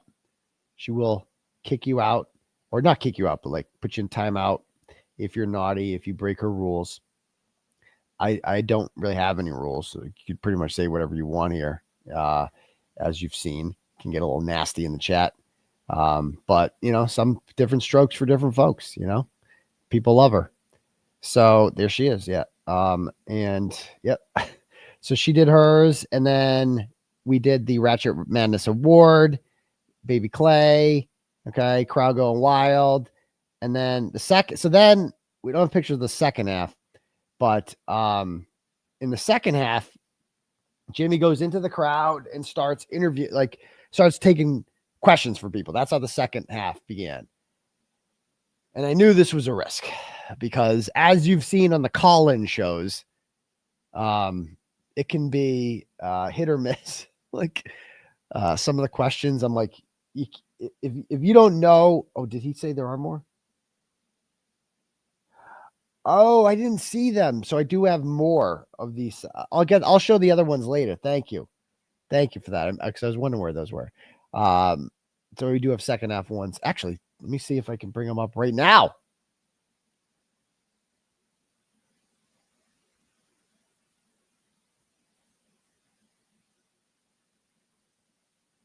Oh.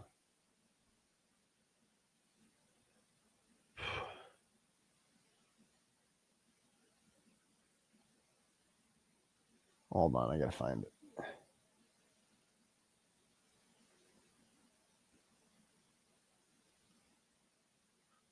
Let's see. Oh, the Wilbur part 2. Oh, there's a whole other file.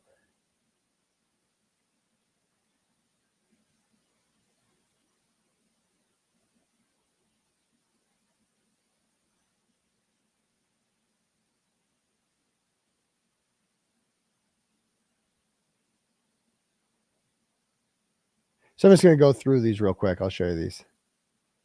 I've not shown these yet. So yeah. So he goes into the crowd and oh God, I wish somebody told me that my fucking jacket was like tucked in like that. I think somebody did later on and I fixed it eventually, but I was standing around like that. So let's see if we have any pictures of the people asking the questions. Okay. I think this, there was Adriana. So I think I forget. She asked a good question. I forget exactly what she asked, but I remember it was a good question. She was very nice.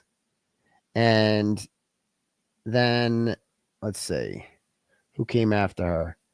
Man, look at all.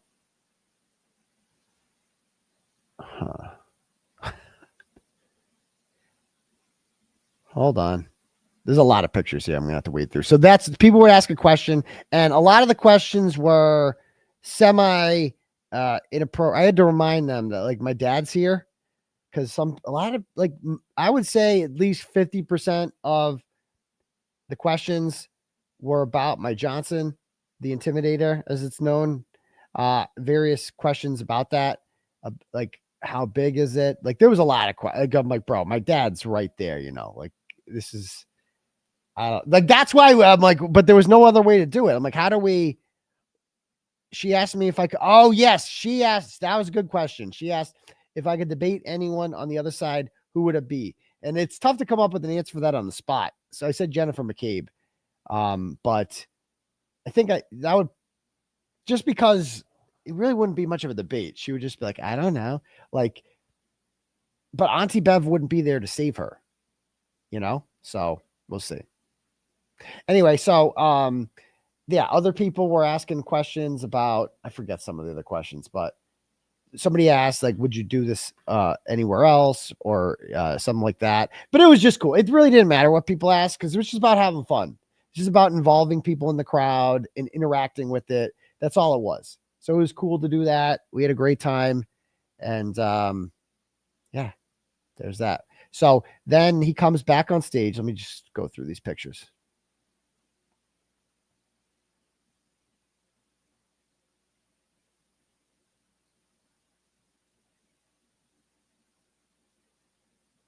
Man, look at that crowd, dude. Just look at this fucking crowd, dude. This is crazy.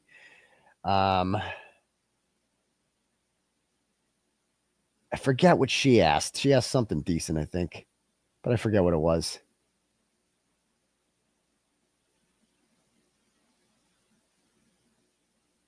I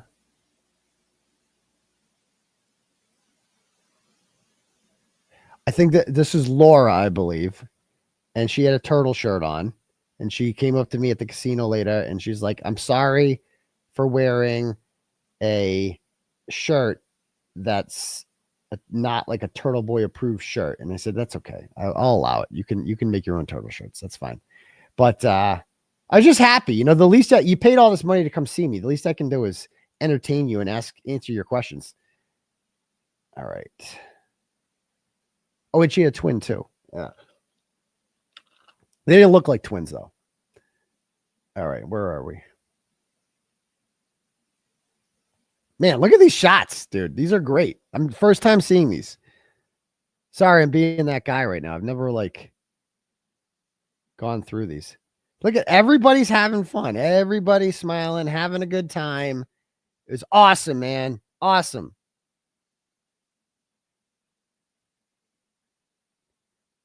I forgot what I think. She's the lady that asked. I forgot her name. I apologize. But she's the one who asked about where, like, are you going to take the show on the road? You know, are you going to do this other places? I remember she asked that. And like I said, I'd like to, but I just don't know if it would work maybe it would. Because it would just be embarrassing to like, okay, we're going to do a show in Philadelphia and then I sell 50 tickets. Like that would be cringe, you know, but maybe we'll see. I know Annie Elise goes like all over the place and sells out places. I don't know if they're as big as the Wilbur when she does it, but you know, who knows? Hold on, let me find.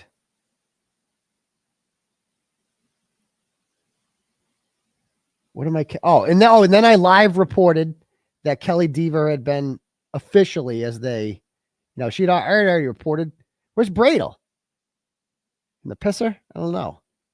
I don't see him there. Oh, there's Jess Machado. Oh, yes, right. She tried asking a question from the balcony, but I couldn't hear her.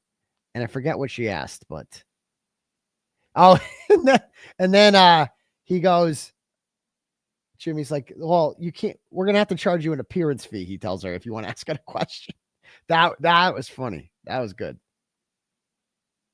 There we go. Oh, there's me kicking Deaver out saying, get the fuck out of here. Get out of here, you loser. That's good form. All right. Anyway. And then Jimmy and I start doing a little Q&A for a bit, probably about 15 more minutes. And then we ended it with some karaoke.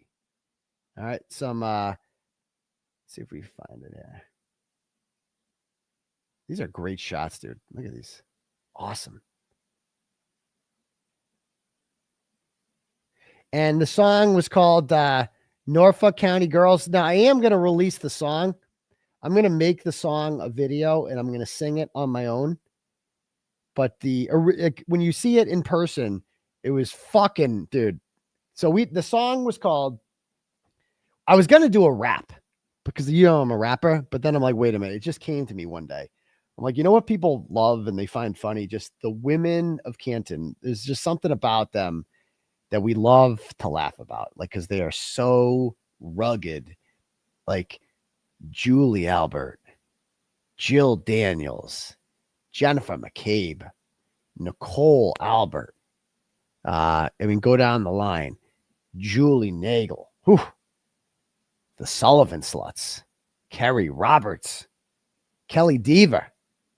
Katie McLaughlin, Jill Harrison Thomas. You go down the line.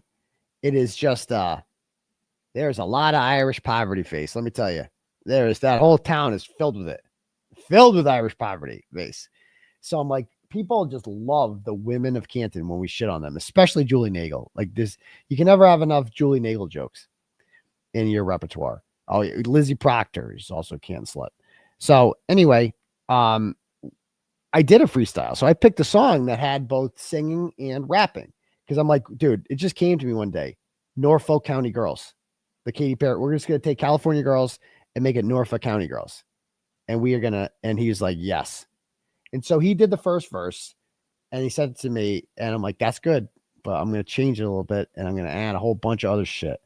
And so I will. So we had the lyrics up on the stage and I spent all day Friday practicing the song. I was singing it on the way in at least 10 times. I sang the song on the way in. It's because the rap part was the hardest part. That was the hardest because it's fast. The Snoop part is fast and you got to be able to do it quick. You cannot miss a beat. It'd be embarrassing. I mean, I do my freestyles on here, but I always fuck up at some point and it doesn't matter. Like I cannot fuck up in person and I can't, it has to be perfect. It has to be perfect. So I practiced it a million times and it went amazing. It went better than I thought. We had the whole crowd standing and singing this fucking song with us. Everyone was singing it. And it was so fun. It was the perfect way to end the night. Like talk about leaving on a high note. Like this is how it ended. So we're singing Norfolk County Girls and Norfolk County. It's been in my head forever. Dude, this is wild. A place where no other girls are meaner, deformed, crazy, wild. Oh, yes, there's something in the water. Dun, dun. Oh, this is great. Oh, hold on. What else? What was the next lyric part of it?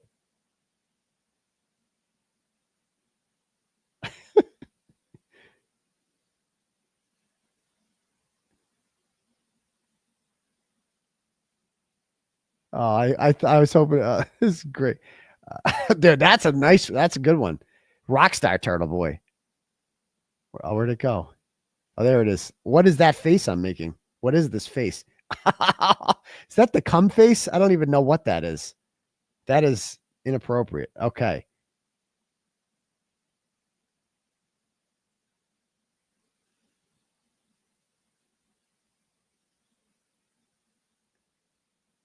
And this is where I just completely lost my voice. So I had like no voice left whatsoever after this. So we're singing it, taillight sprinkle. Irish poverty face. Oh. Irish poverty face and taillight sprinkles. You have to hear it. When you hear it, it's just too good. And the whole crowd standing, going nuts, clapping. Everybody was digging this shit. Anyway, so yeah, and then we walked off, and that was the end of the night. And after that, we did like the Red Sox won. Nice, awesome, glad to hear. So we didn't get swept. That's good. Yeah, I know Melanie might have played a little clip on her thing from it, but I want to save the whole thing for the doc. So I will. It will be definitely played, I'm sure, in the documentary, and I will release my version of it within a day or two. I will re-sing it. But the rap part was, pretty I got to be honest. It was like, I guess since Melanie shared it, I can share that part. Let me find.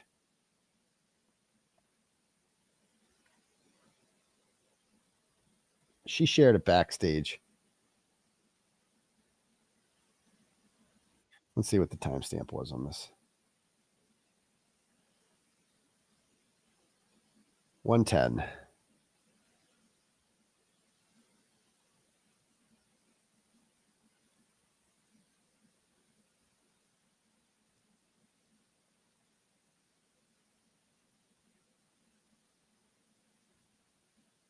I'm always on scaffolding. And so I love it when you say, please, if you can, and you're not on scaffolding, come. And that was hilarious. So here we go.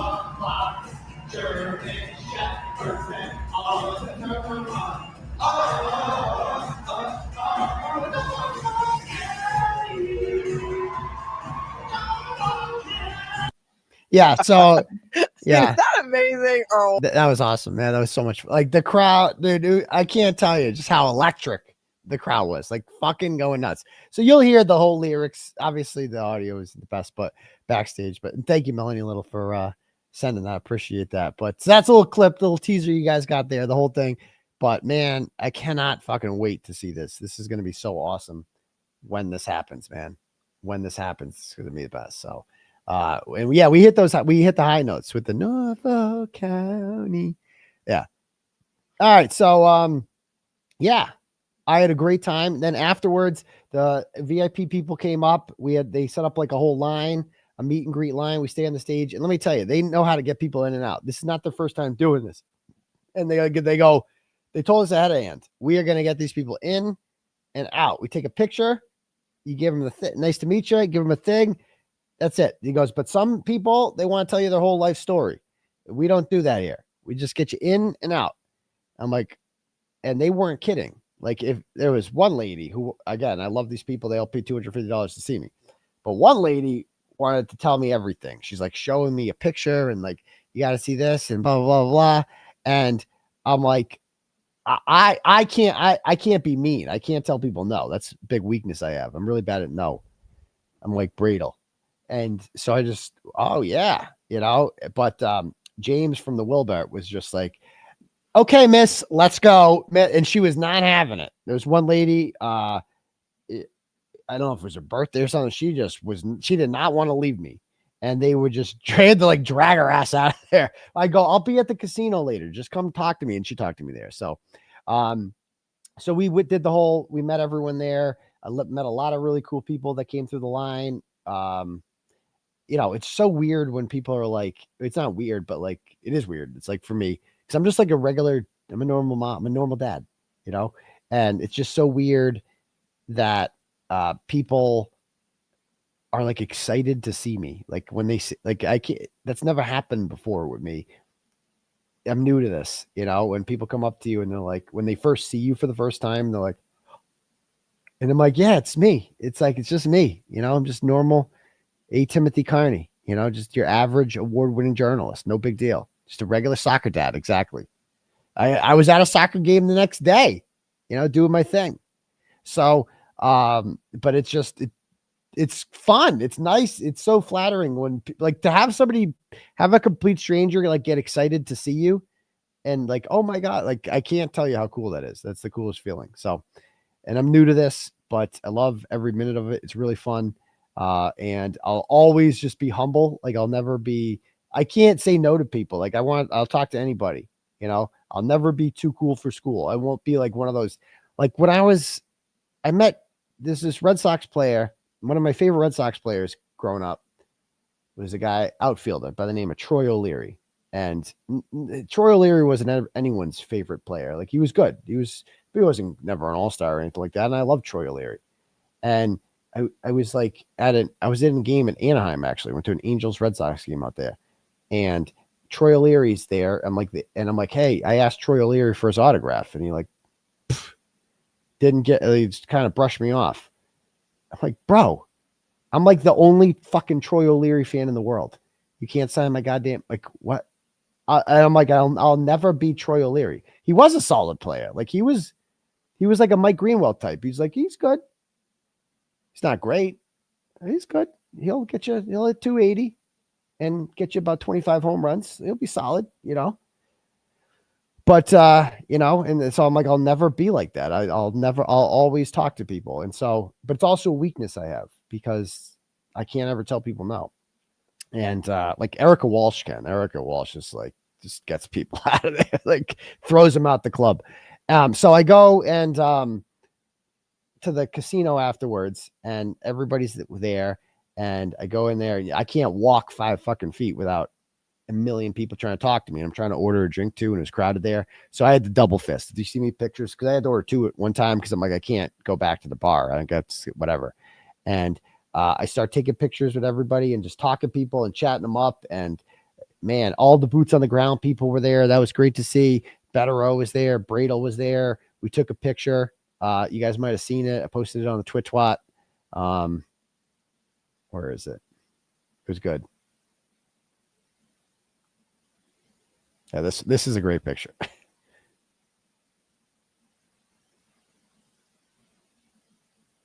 There it is.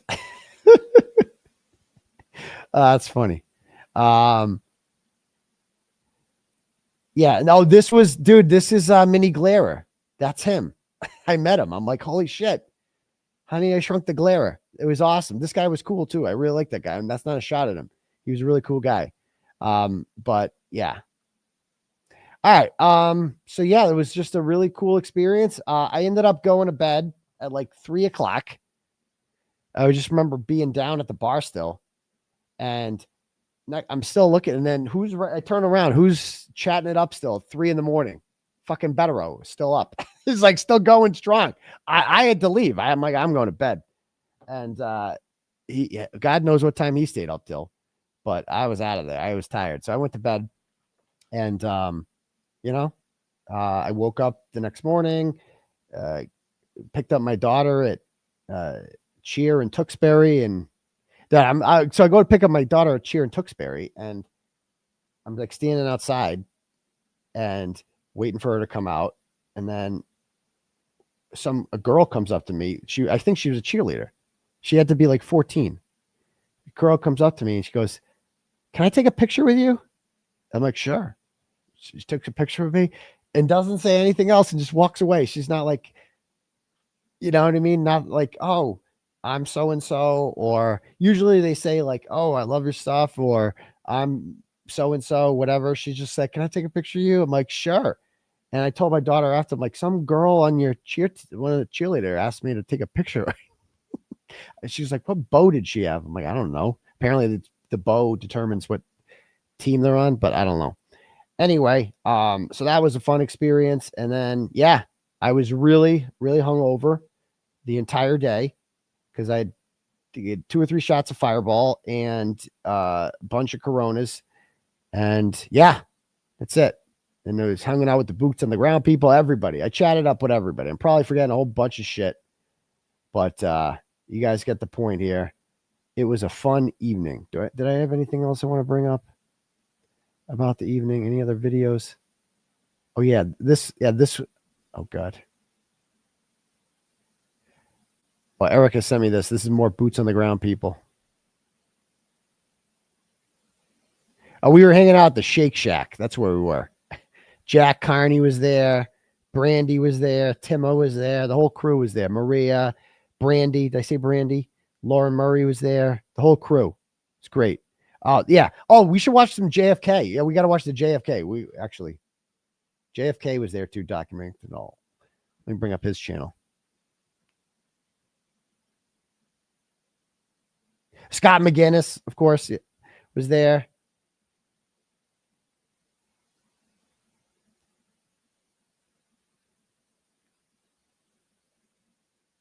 That's the live, let's say, video.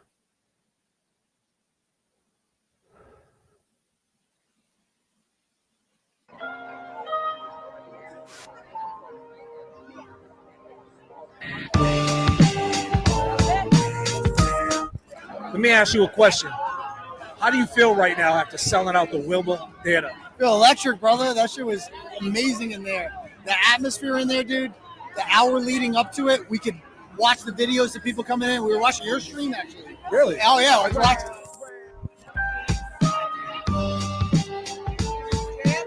What's up? What's your name? That's why I'm here. Don. Don, what's up? Oh, I'm from Don. Worcester. You're from Worcester. Don is Worcester Police, actually. This guy's the man. Old South High Colonel like Aidan was. Worcester Ice Way Cap older jersey. than him. I know what they'll look like it. Let me ask you this. You had one word to describe Turtleboy, Aidan himself. What would it be? Brave. Brave. They know the Chronic 2001 is my favorite album, and he kind of went on that, and it got me fired up. The crowd was fired up.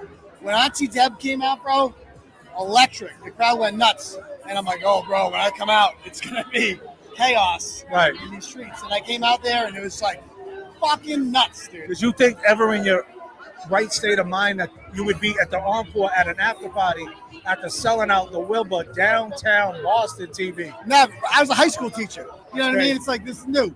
So it's a blur. The whole thing is awesome, man, and I love everybody.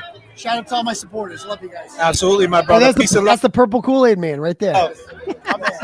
Let's go. And he wore purple. He wore purple. Let's go, TP. Are you gonna gamble tonight? Oh, there's Kate. Oh, what do you got? She won $100. She won $100. He interviews Bettero.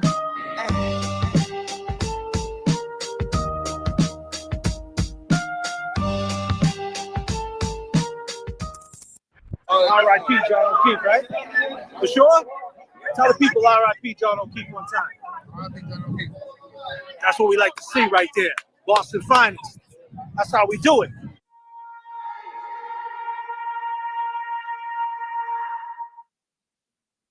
You familiar with Champions Pub in Peabody, Massachusetts? Steak tips were good. Yeah, this guy. The best steak tip. 1988, you started the He interviews the guy. Just like that. I don't know if he's the owner of Expanding. Champions. Hold on. Disclaimer.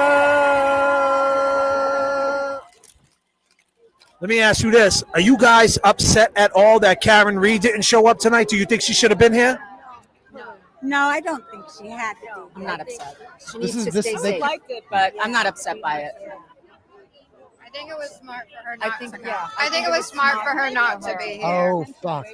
I hope Yeah. How about you? Even think. I hope JFK's music isn't copyright. Might have to edit that part out. Fuck. I'm so used to the copyright. I hope it's not copyright. Hopefully we don't get stricken for that. I don't think she should have came. No. Well, there you have it. There you go. got Yeah. I don't know why were people expecting Karen Reed to come to this? I don't think. I definitely didn't advertise it as that at all. I didn't think she. I mean, if she was going to come, that would have been a huge surprise to me. I didn't know about that. So, but again, this was a celebration of everything we've done. You know what I mean? The movement. Like Karen Reed is the subject. Karen Reed is the person that we freed. Karen Reed is the victim in all this. You know, she's more than welcome to come or whatever, but this is a celebration of, this is the Turtleboy night. You know what I mean? And obviously, so it's like, this was a celebration of everything. So I'd love to do an interview with Karen Reed and sit down and interview her, but if not, the show must go on, as they say. Yo, Jay, can you? Great night. Welcome to Boston. We're here. We're ready. Thank you. Yes. Welcome to Boston. Oh, look who's getting out the car, huh? What up, what up, what up, what up, what up, what up, what up, what up, what up, what up, what up? Oh, Better Rose up in there. There, better. Are you live right now? Better roll out there. Kevy Kev. The glare out there. Hey, you better tell Glare to come over here and say hello. Over and say what up to his boy, man. It's only right. I'm over here working too. God damn. Let's go. You excited? Yes. I love it. We're gonna do some 1 point. Yeah, let's dance. And then you got this crazy guy right here. Better. Where are you? How's everybody doing? Yes. That's a clue right there. Better one word to describe tonight. What would it be? Epic. Nice. We have a woman out here named Kelsey, right? And they just revoked her bail. I want to get. How do you feel about that? If you could just elaborate a little bit on it. What the judge did is outrageous. Ooh. She's obviously represented by Tim Bradle, who I know very well. Yes, you do. Co-counsel on my case, so I certainly support him, and I support Kelsey, and I feel terrible about it. I think it's a travesty. It is. Dude, so I want to get into this. Oh, that's the chick right there. She's the one that gave me $50 at the. I forget her name. She was nice. She was there with her boyfriend, but she gave me $50, and that was. I don't even know if she remembers doing that, but she gave me $50 to gamble. I gave it back to her because I won, but that was her. Anyway, yeah. So they're talking about Kelsey Fitzsimmons here. So I said I wasn't going to get into this because I'm biased. Like, my take would not be authentic because Tim Bradle represents Kelsey Fitzsimmons. She is a North Andover police officer who, I think she's late 20s. She's new to the force. She's hot. Like, she's like really hot. Like, when you see her, you're like one of these, like, you're a cop.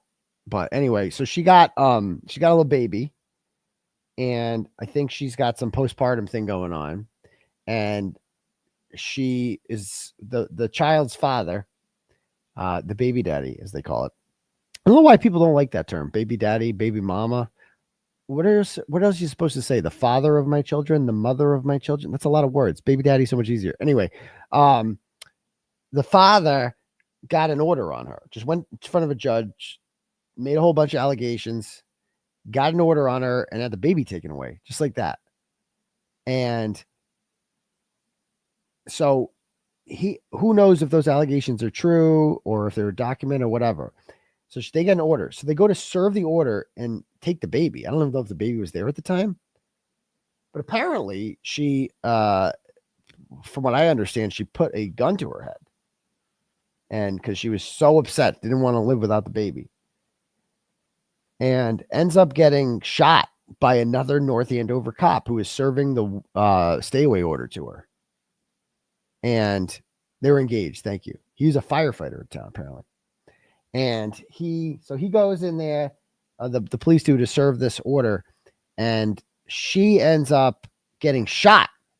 Okay.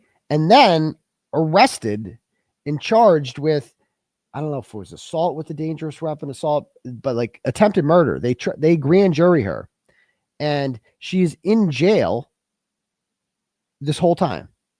Been in jail for months. And they finally bust her out of jail because the grand jury does not indict her. They come back with no true bill on the attempted murder, but she still has the lesser charge. So she should be let out. You know, it's like Karen Reed was charged with murder and she was let out. Like, everybody, bail is a right. And so she is finally released, but she has to take alcohol testing, right? And as part of but she's been shot right in the titty. Right, I think it was like wrist power, right below the titty. And she has been shot, and so she has trouble. She has to do a breathing thing, and it hurts apparently to breathe. Like it's really painful to do that, and so they want to do an alternative method of doing that. The probation officer is cool with it. Jess Machado has played this whole audio of it. It's crazy, and Melanie Little has played it, and I'd like to talk about it too because it's outrageous. Because she doesn't. It's too like the probation officer testifies. She has a hearing the other day, and I think the purpose of this hearing, she's been out of jail for 3 days. She's been after the non-indictment comes back, been out of jail for 3 days. Goes in for a routine hearing, and they want the alcohol testing methods to be revised so that she can do an alternative way to test for alcohol. She's happy to do it. She's not drinking. She'd be happy to do it. She's never failed an alcohol test or whatever. She'd be happy to do it. But it's too painful to do it the way they're doing it. So they bring the probation officer in there who's on her side and says, yeah, she's doing everything she needs to do, but it's too painful for her to do this. And I said I wouldn't say this word anymore, but there's no other word I can use to describe it. Okay? This evil, vindictive cunt of a judge, McCarthy something. McCarthy. She has a dash in her last name, which tells you everything you need to know. Never trust a bitch that has a hyphenated last name ever. Sorry. Pick a fucking last name and stick with it. If you want to keep your maiden name, fine. Do it. Don't fucking hyphenate your last name. Don't. What happens if you marry somebody with a hyphenated last name? Your kid's going to have 4 fucking last names? The fuck is wrong with you? Pick a last name. I fucking hate the hyphenated last names. And if this offends you, fuck yourself. Everybody else is thinking it. Enough with your fucking dashes in your last name. That's not a thing. Pick a fucking last name. Hyphenated cunt. So this hyphenated cunt, judge. This is a routine hearing. The probation officer's on the defendant's side. Goes, well, if you're telling me that she can't blow into this, then I guess she can't take the tests, and I'm going to revoke her bail. Like, it came out of fucking nowhere, and they weren't expecting it at all. It wasn't even on the table. And she just revoked her bail, and she's back in jail indefinitely now. It's one of the most outrageous things I've ever heard. So I said I wasn't going to get involved in this because I'm too biased, but how can I not? It's fucking outrageous. This hyphenated cunt judge. I'm going to expose the fuck out of this bitch. Fuck her. Fuck her. I don't know what her fucking problem is. Who does that? Bail is a right in this country. We don't put people in jail who haven't been convicted of crimes when they're not charged with serious crimes or anything like that. I can understand Brian Walsh, somebody like that, who got stabbed the other day in Norfolk County Jail. Stabbed. He's in there for serious murder. Right? This woman didn't fucking shoot any. She got shot. Like, it's outrageous. Outrageous. Bail is a right. You have a right to be out of jail until you're convicted of a crime. She hasn't been convicted of anything. And what happens if she's never convicted? Then what, do you get all those days back that you sat in a jail cell? And she's a cop too. So they can't put her in a unit. So she has to sit in seg. She's out in fucking Chicopee. Because there's no women's jails around here either, you know? And so this cunt of a judge, and I'm so sick of being like, oh, you can't say it. Motherfucker, we pay their salaries. Who made these judges kings and queens? No. These are public servants sucking off the public titty. Okay? They work for us, goddammit. They work for fucking us. And if you want to, so I will call you a fucking cunt whenever I want to. You cunt fucking hyphenated bitch. That's what you are. You fuck. And I hope you're watching this, judge. Your cuntness. Because you suck. You're a shitty fucking person. Yeah. You DEI cunt. That's what you are. You and Auntie Bev fucking putting women's rights back 1,000 years. You guys are the reason women couldn't vote till 1920. Because people are like, well, we can't have these people making decisions. Look what they do. And way to prove them right. Way to prove the massage therapist's right. God. Evil. And wait till you hear the audio. The audio, I'm doing it. I'm not even doing it justice. Maybe we'll break this down on Tuesday on the show. But just a cunt. Fucking cunt. That's what she is. God, I hope she burns in hell. It's like, I can't. Oh, I'm on bail. I'm not supposed to say stuff. Ooh, a little edgy. But she's not. Is she a witness? Oh, she's probably a witness in something. Everybody's covered under the goddamn statute. So you can't call someone a cunt or hyphenated bitch. You can't do any of that because it might cause her emotional harm. Was she? Let's be honest. I don't know what this woman's deal is, but she's probably. The audio is so bad. Like when you hear it's worse than I ever could imagine. But what else are you supposed to say about these people? I'm so sick of this thing that we can't criticize public officials. Michael Proctor. I have to worry about Michael Proctor and Yuri Buchanan's feelings. Get the fuck out of here. Oh my God. Oh, I hate it. It's just evil. It's just evil. Anyway, so he's asking about, that's what he's talking about here. That's the reference. Tentacles, goddamn. So I'm going to try to speak as light as I can. Francis Gigalotti, 7 police officers on his neck screaming, "I can't breathe." Do you think he was a threat? I don't know much about that situation. Yeah. Disclaimer! Thank you, brother. Can we do that on Tuesday? Oh, dude, this was awkward. I bent this woman over in the casino.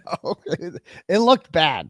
I'm bending her over and I'm signing a shirt, but I'm in the middle of the casino. I'm bending this woman over and signing. I sold all my old shirts. So I had all the shirts I wore in the show. I had like 40 of them that I just sold. They sold in 5 seconds. Like my old t-shirts just sold. I signed some of them for $50. People bought shirts that I wore in the show just with my autograph on them. This woman bought like 3. It's crazy. I was literally bending her over in the casino. It looked so inappropriate, but I was signing a goddamn shirt. It's no big deal.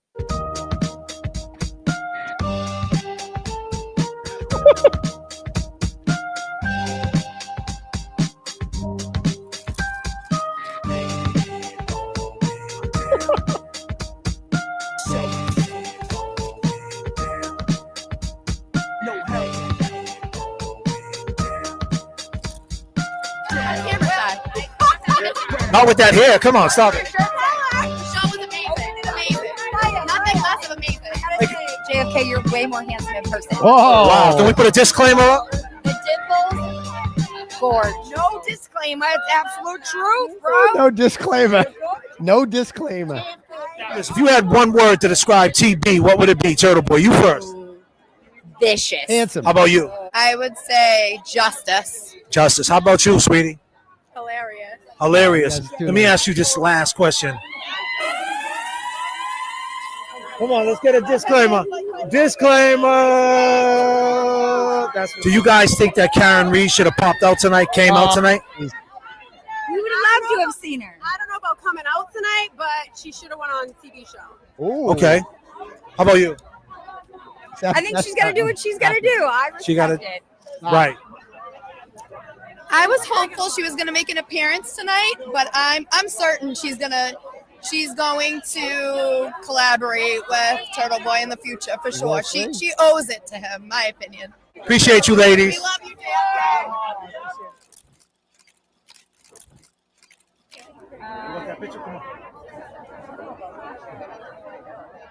Thank you. Thank you so much. Gigliotti, Justice for Francis. How was this Turtleboy show? Amazing. We had so much fun. I couldn't have had a better night. And we had a great time. We're going to the encore tonight. The encore, let's go. What numbers we playing on the roulette table? 34. 34, red. Let's go. Appreciate you, girl. So I'm thinking about going in, but then I see them getting taken up by the cops, and I'm like, God damn, do I want to go in there or do I want to stay outside where it's, where my boy is and Kev and a couple. Come in here. Yeah. But yeah, we're chilling, man. We hope everybody has a great night. We're glad that you rocked out with us for as long as you did. Obviously, we're gonna see you again. Peace and love, everybody. Enjoy your night. I go by the name of JFK. I go by Kev. I go by James Jackson. And you already know what it is. We love all you guys. Okay, I can't play any music. Okay, cool. Just want to be careful. Yeah, I mean, he had a really good stream outside. They did the whole thing. No music. Be a one in the chat if you can hear me. Hold on.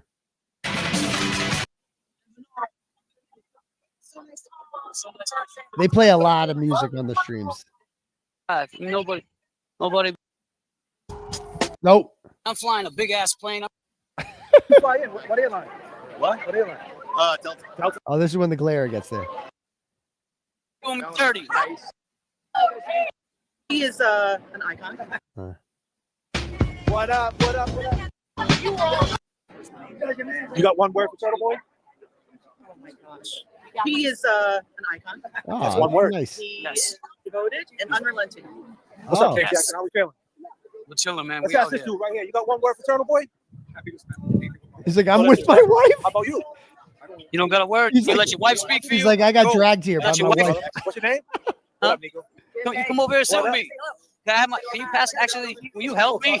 What up, Gary? So you got one word for Turtleboy? Kill it. Hold on. Kill it?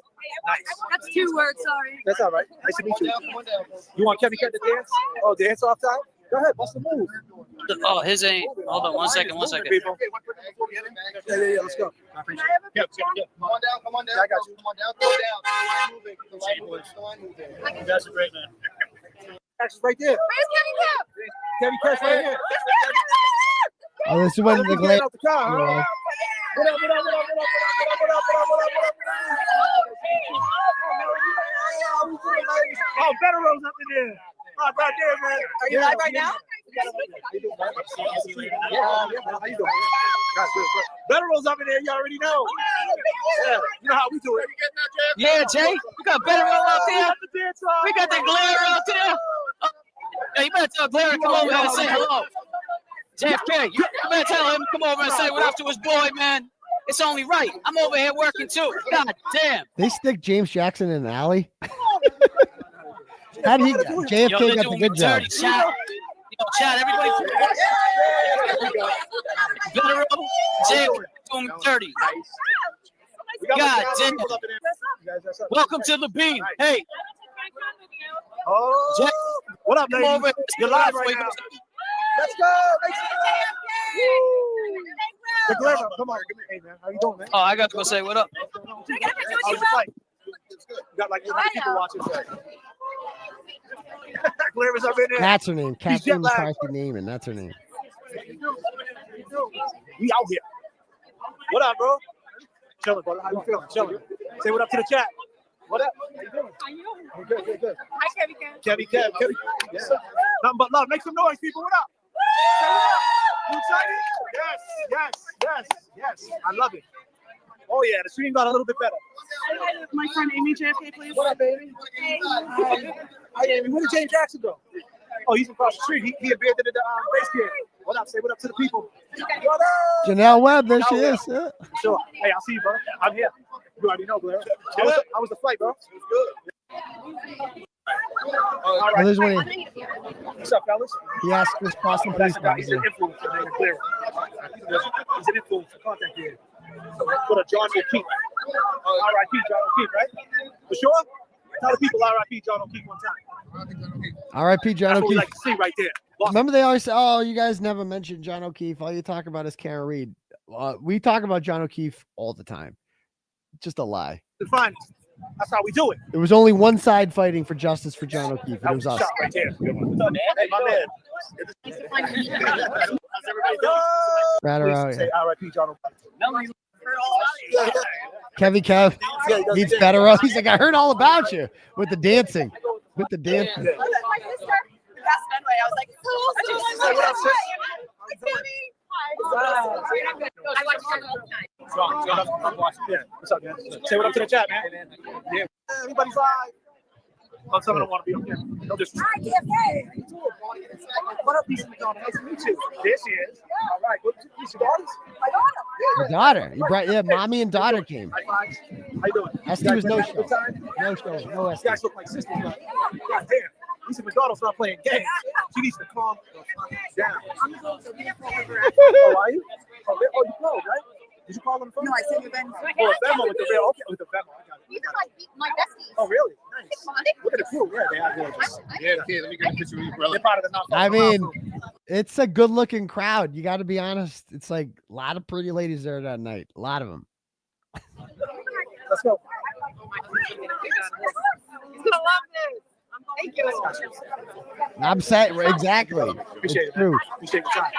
I gotta keep it I'm real. from Lynn. Yeah, but I've been out here long. I've been out around these areas. With Jason and Yeah. Jason's my man. I got a whole hour. I did Let's Go Celtics with him. Google it. He's slaying Jason. Let's Go Celtics. Google that. Jason's my dog. We should go to Brockton, man, to Animal So House. true. I love that guy. That's my dog. I signed him to my label. JFK is a good interviewer. He's like a really good interviewer. Gotta give it Yeah, up. Jason's a beast. Yeah, what up? He's probably I was listening to one of some the best. business this morning. What did I do? Listen to his song, I can't be King. nice to people. I can't give people a But listen, I compliment. got my AGE mixtape. Google JFK Jason. We got like 7 songs together. It's on YouTube. It's on YouTube. Yeah, he, him, and son. Yeah, take this one. Guys, left everybody hanging. JFK is back. Which was a low battery. Yeah, then they ran out of battery. Yeah. So anyway, so that was a cool stream that they did there. Anyway, let me get a drink of water real quick. Hold on. Be right back.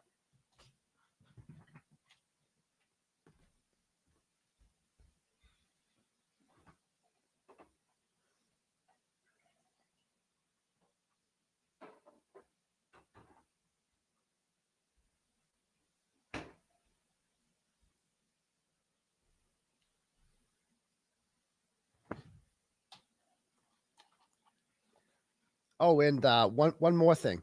I know only 45% of my audience is from Massachusetts, Rhode Island, or New England, but or New Hampshire. But how about them Pats? How about that game today, dude? Drake or May he's gonna be a fucking star. It's gonna be great. We're gonna be great. We're gonna go 10-7 this year. We're gonna be back in the playoffs. Might lose in the first round. Maybe we'll win a game. Who knows? You know, we're not Super Bowl ready. We're not Buffalo or we're not Baltimore yet. We're not there yet. We're not the Eagles. We might be as good as the Chiefs. We might be because they suck. They don't have any wins. No wins. But yeah, the Lions look good today. Lions look back. They look great. You know, they were awesome today. But man, how about them Pats? That was fucking awesome. What an awesome win. And end the game with a goddamn sack. It was great. Go Pats. Let's go. So nice to see a win. So, yeah, I don't know. Now that the Chiefs are 0-2, I don't know who Jessica Machado is going to bandwagon for now. She'll have to get, I guess she'll be a Bills fan this year or maybe Eagles. I don't know if she can go Eagles. But, you know, she'll look at the standings, be like, who's 2-0? Who do I like now? Okay, here we go. All right, next up. Yeah, we do need a new kicker because that Aurora Borealis motherfucker is a problem, even though he missed 2 extra points and then he hits a 50-yarder. Like, make it make sense. I don't know. Buffalo can't win the big. Buffalo can't get to the big game. They haven't been there since I was a kid. They used to lose the big game all the time when I was a kid. And now, whatever. All right. Let me see here. Let me read some turtle chats.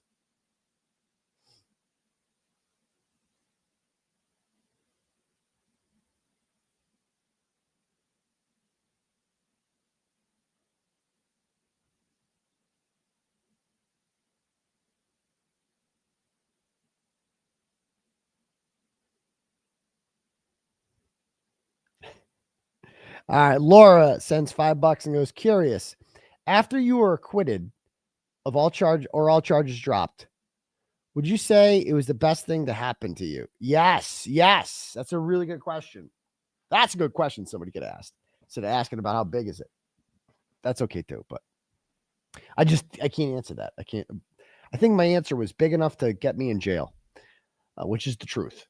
But yeah, so you're right. The charges, once they're dropped and it's officially over, I will confidently say that this is the best thing that ever happened to me, being arrested.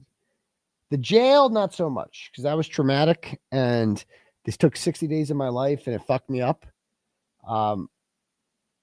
But yeah. Oh, and real quick, I just want to take a minute just to thank, because I definitely didn't do this on my own. Okay, this whole show. There's so many people I want to thank for this show, right? Not all, because I did prep. I did help plan kind of this order, but obviously, first and foremost, Jimmy, he was amazing. I couldn't have picked anybody else to work with besides him. Nobody else could do it, what he did last night. It was amazing. All right, 2 nights ago. So he was definitely the MVP. But obviously all the people at the Wilbur were awesome. They did their job. They were excellent. They were helpful, coordinated this all. They were great. I want to thank all the people who came on stage with me, obviously. That would be, of course, Melanie Little, Bettero, Emily, Naglera, and Nurse Kim. They all came on stage. Thank you to the volunteers that came up and participated in the game. Thank you to Erica, Dina, and Jennifer Altman for their part. I mean, especially like Erica was there like before I was. And they set up the merch table. They sold all the merch. It was gone. They did the 50-50 raffle. They were excellent. They were excellent. So, who else am I thinking? Obviously, thank everybody who came, because without you guys, there's no show. You know, I love every single one of you. I said Emily, right? I definitely gave her props, I believe. Yes. Who else? Yeah, Erica was just fantastic, dude. She's a rock. She's so solid, man. She's the bomb. Everybody should have a friend like Erica Walsh. She's excellent. I don't want to forget anyone. I always forget people. Laura, let me know if I'm forgetting anyone. Because I don't know. There's just so many. I don't like saying thank you to some people because of the 50-50 giveaway, not a raffle. Because I'm like, I'll definitely forget someone. And I always do. And then they hurt their feelings. And I don't like letting people down. But yeah, just thank you to my Uber driver, Zach, for getting me there. Thank you to the compelling pictures people, right, for documenting this piece of history. Thank you to Mark. Mark, he helped photograph the entire thing. His name is Mark Gately. He did all the photographs that you saw there. He was excellent. And those pictures were fucking awesome that he took. They were awesome. So, thank you to Voos for doing the soundtrack. That soundtrack was awesome. Prior to the show, he does a lot of stuff. He's done the Bang Bang video that I used a million times before. Am I forgetting anyone? Richie was there. Richie just soaked it all. Richie was just in the crowd watching it. You know, it was Richie's night off, just enjoying it. And obviously the person and you'll see Laura. Laura does more for me than anyone.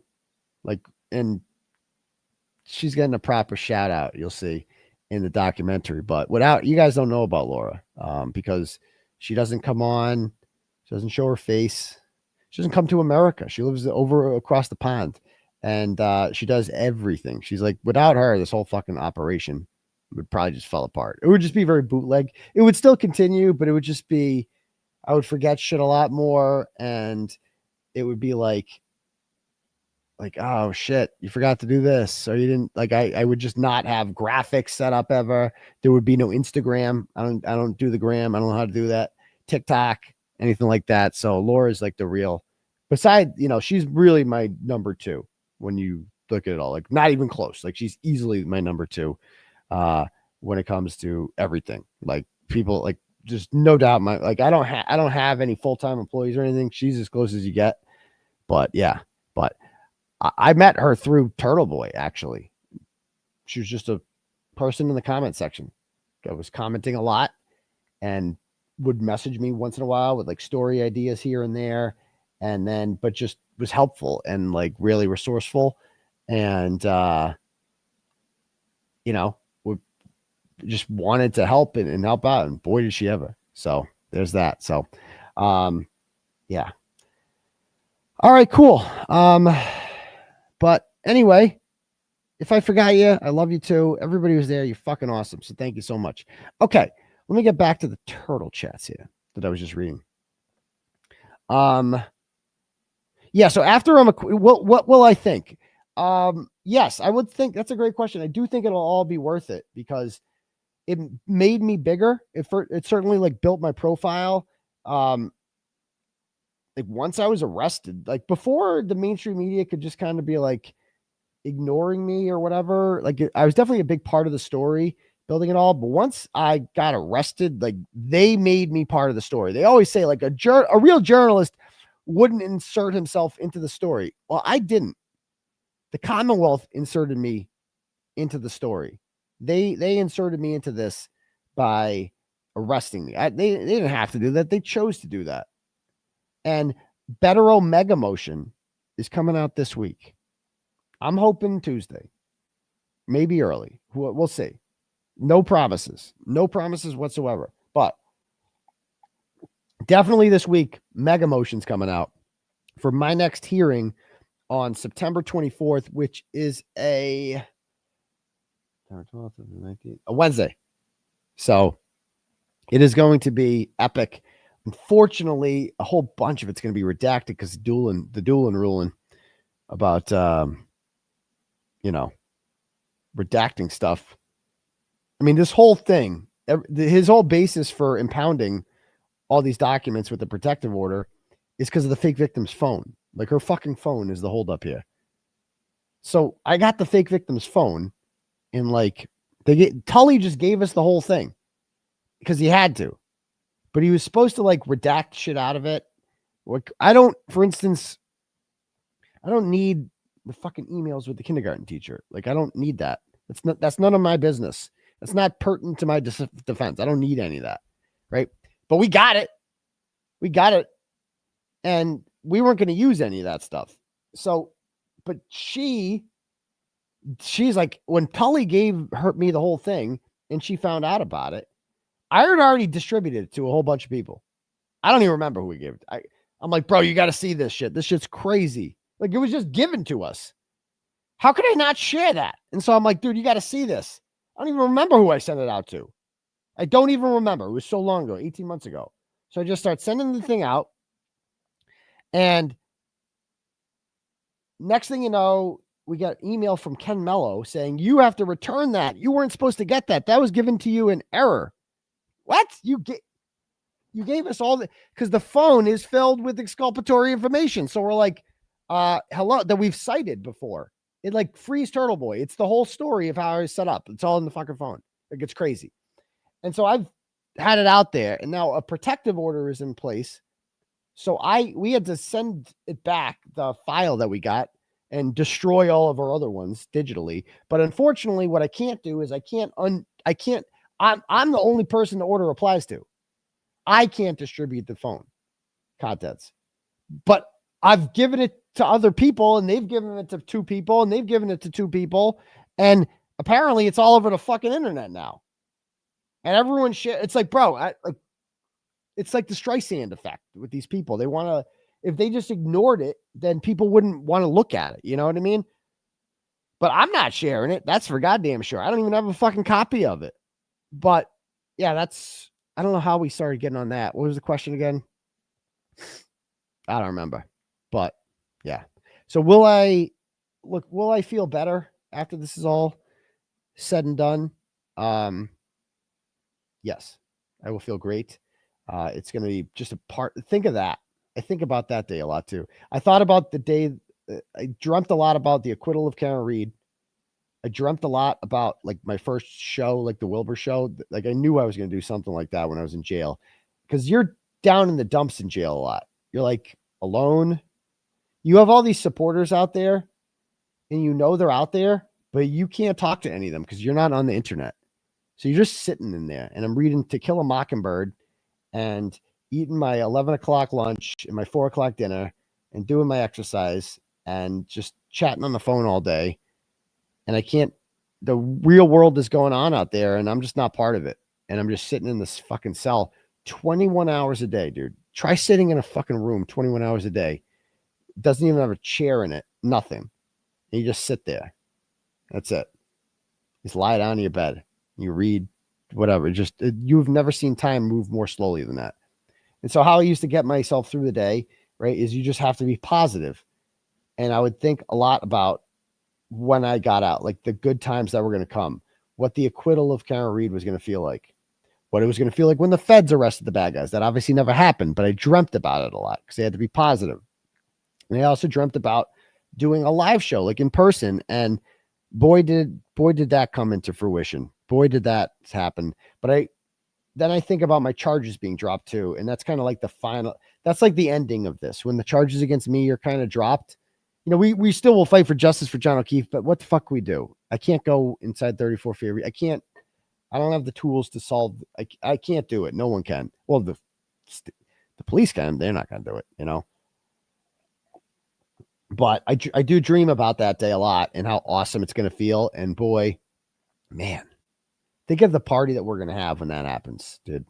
Think of the party that we're going to have when that happens. But anyway, next up, Margaret sends $10 and goes, your show is outstanding from the perspective of Jimmy, Melanie, and Nurse Kim. I wish I had been there. Yes, it was awesome. You would have loved it. Next time. Laura sends $5, goes, Phoenix is a 1 hour flight or 5 hour drive from LA, San Diego, and Las Vegas. A celebrity theater seats 2,000 and the stage rotates 360 degrees, so no bad seats. The West Coast loves you, or just go to Vegas. Everybody likes Vegas. I mean, I don't like if I call the Wilbur Theater up, they know who I am. I don't know if I could just call a theater in Vegas, but like, yo, I'm Turtleboy. Let me tell you who I am and why you should open up your theater for me, but maybe we'll see. Kimberly sends $10 and goes, Dr. Daddy, you are absolutely amazing on Friday night. Please have a documentary party for the premiere. I think everyone wants another fun night out. Thanks for all you do. We all love you. I think we could do that. That would be fun. And I do, but I can't help it, Mimi K. I can't help it. It's like, that would be, I don't know. I'm just a regular dad. That's all I am. Andrea sends $10 and goes, Doc, I am so sad that I missed the show and meeting you and Will and everyone at the Encore. Oh, please do this again. I was supposed to come and my car died. Oh no, I know Uber, but I got car sick. But your car died. Okay. But it's not an option. Please repeat the night soon. You really missed the show. You had tickets to the show. You didn't go because you were going to car sick in Ubers. Andrew, I'm sorry. That's horrible. Same place. Tons of us missed out and want a second chance. I love you guys. So happy for your success. Well, then we'll definitely do it again.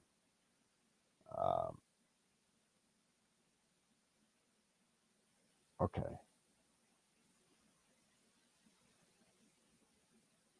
Awesome. Yeah.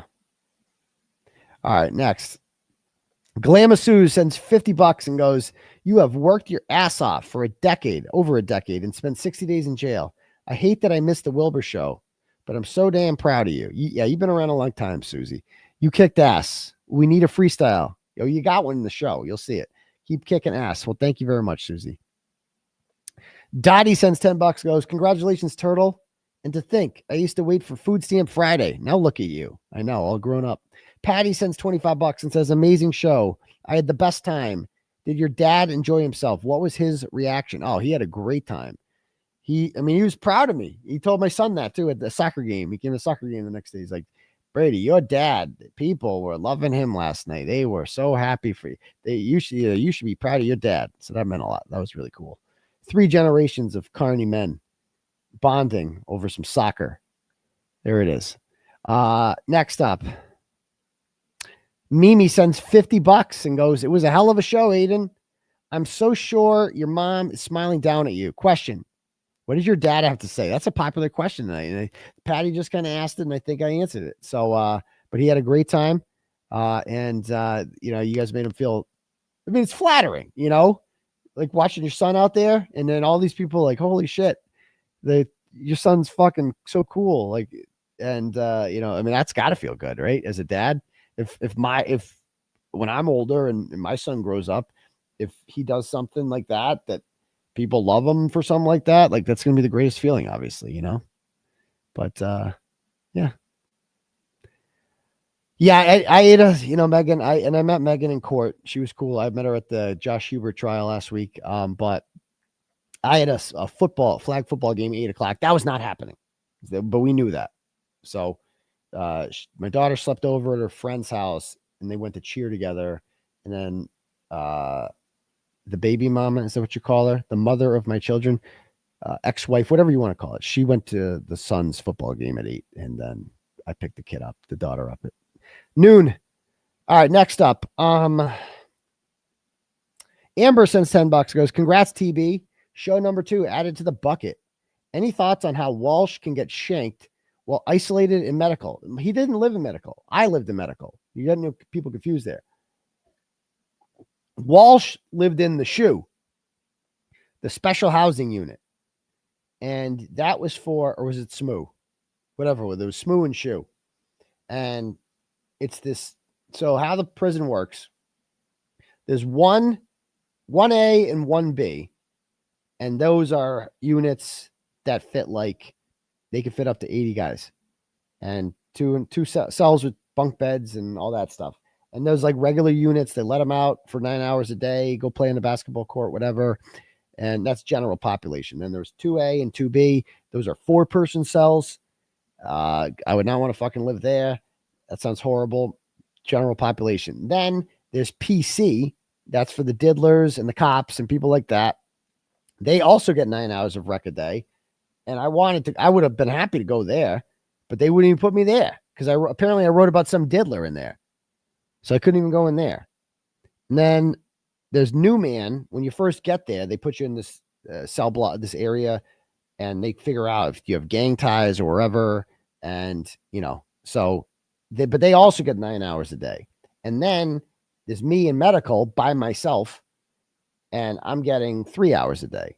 And then where I would do rec, you can't do rec in medical. It's a small area. It's the nurse's office. So I would go to where Brian Walsh lived. Brian Walsh lived in the special housing unit at the SHU. Or was it SMU? One of those two. And there's about 20 guys that live in there. And they're all there for some reason. Like one guy was there from Weymouth because he killed his dad and stuck a fucking pool cue up his dad's ass. That guy was in there. That's what the guards told me. The CEOs were like, that guy killed his dad and shoved a pool cue up his ass. Like, bro, that's something. You don't do something happened there. You don't do something like that. Yeah, it's crazy. Look it up, Google it. Something in Weymouth. I met that guy. And Brian Walsh was in that unit. And so that unit had, I don't know what you had to do to end up in that unit, but if you were like a higher profile person, they're trying to protect or keep out of there. But like Dr. What's his name? Ingolf Turk, he was in one of the regular units. Dad had to have been a diddler. You don't do something like that if dad didn't fucking touch you, But anyway, so he apparently got shanked, but it wasn't that bad because he was back in Norfolk pretty quick. This is the Norfolk County House of Corrections where I was. So he was in an actual housing unit where he was allowed. They released them all at the same time out of their cells, and then they can walk around, make coffee, they can play basketball, they can just walk around like you're not in your cell, watch TV. I don't know who has the remote, but they would all do it together. So that's when you would get stabbed during that time. I couldn't get stabbed in jail because no other prisoner was ever allowed out around me. Getting one of, this is my CO source. I got a source at the jail that tells me that he's in medical now. So he's back in medical now where I used to live, but he did get stabbed in SHU. I was right. Wow. That guy from Weymouth beat his dad with a frying pan. How crazy is that? That's fucking crazy. Anyway, so thank you for that. Next, Laura sends $20 and goes, congrats on your night at the Wilbur. It was well-deserved. Was the owner there? Yes. He was awesome. And he took a lot of shit from Joel Waldman and company. And he's like, I've never had to hire a police detail before. Ever. Had to do it for you because of all the threats that we got from Joel Waldman, that fucking piece of shit. Oh, if I ever see that guy, I'm gonna. He goes, I've been, as you know, you have a lot of international followers. I've been seeing a lot of videos from England, Australia, Italy, etc., showing patriotism and respect for Charlie Kirk, and I want them to know it's very much appreciative. Yes, absolutely. R.I.P. Charlie Kirk. Horrible. Next up, Callie sends $10 and goes, forget Magic Mike. We want Magic. Forget Magic Mike. We want Magic Fridge Daddy. Congrats on the overdue success. So happy to see you and deserve every bit of it. I would absolutely go to your show if you ever came to North Carolina. Well, maybe Maybe I'll have to go to the Outer Banks sometime. We'll see. Thank you very much. Christine sends $10 goes, what's the most surprising thing you've uncovered that the public didn't know? Was that one of the questions that was asked to me? Thank you, Christine. You put it in quotes, so I'm not sure what the quotes are, but thank you, Christine. Lynn, and again, anything I have like that I haven't announced yet, I'm saving for the doc. Let's just put it that way, because you got to have some original content in the doc. Lynn sends $10 and says, Aidan, congratulations. It was an amazing night. The energy was electric. The North Shore Nachos were honored to be sitting with your dad. He was a big hit and so proud of you. We all are. Always a pleasure. Keep up the great work. Well, thank you very much. Victoria sends $5 and says, my husband and I witnessed the altercation at the Wilbur and the drink being thrown in Bettero's face as a result of it. My husband was right there and helped Bettero as soon as it happened. Both girls got kicked out. A bunch of drunk girls from the mezzanine or balcony came down during intermission and sat in mine and others' seats. What? They were the ones who fought and got kicked out. That is so ghetto and embarrassing. I was glad Mark was okay, and my husband was able to get me to Mark to meet him. Glad my husband could help him. That sounds shitty. Wow. So somebody's always got to ruin it, but too much alcohol. You know what I mean? Next. Laura sends $10 goes, hate mail not accepted. Really fucked up. Karen Reed did not show. But I disagree, Laura. I think the night wouldn't have been the same if Karen Reed so. If Karen Reed showed up, she would have stolen the show. It was Turtleboy's night. I hate to say it. It's Turtleboy's night. Let's be honest. I mean, we'll have our time with Karen Reed. Maybe we'll do an interview. We'll see. We'll see. If things cool down a little bit, we simmer down a little bit. But I haven't spoken to her in a bit, and we'll see what happens. We'll see what happens. I don't want to get into it. I don't want any problems. Fridge Daddy's Big Baddie sends $10 goes, would you consider putting the video up the Wilbur show behind a paywall? I think a lot of us out of town turtle liars would be willing to pay for it and further support your defense. You know what? That's what the doc is for. We're going to show it in the doc. So I don't think so. And then we're going to post it on YouTube for free. So you'll see it for free then. All right, next.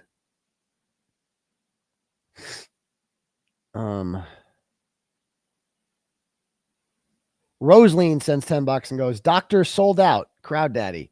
Congrats. I'm glad you didn't do a pay-per-view so you could have one night to be free to speak your mind without fear of it coming back to haunt you in court. Tough question. What was better? Walking out to the crowd after the verdict or walking out on stage to the sold-out crowd at the Wilbur? Oh, that's such a good question. They were both so good. They were both so good. It was a tie. It was a tie.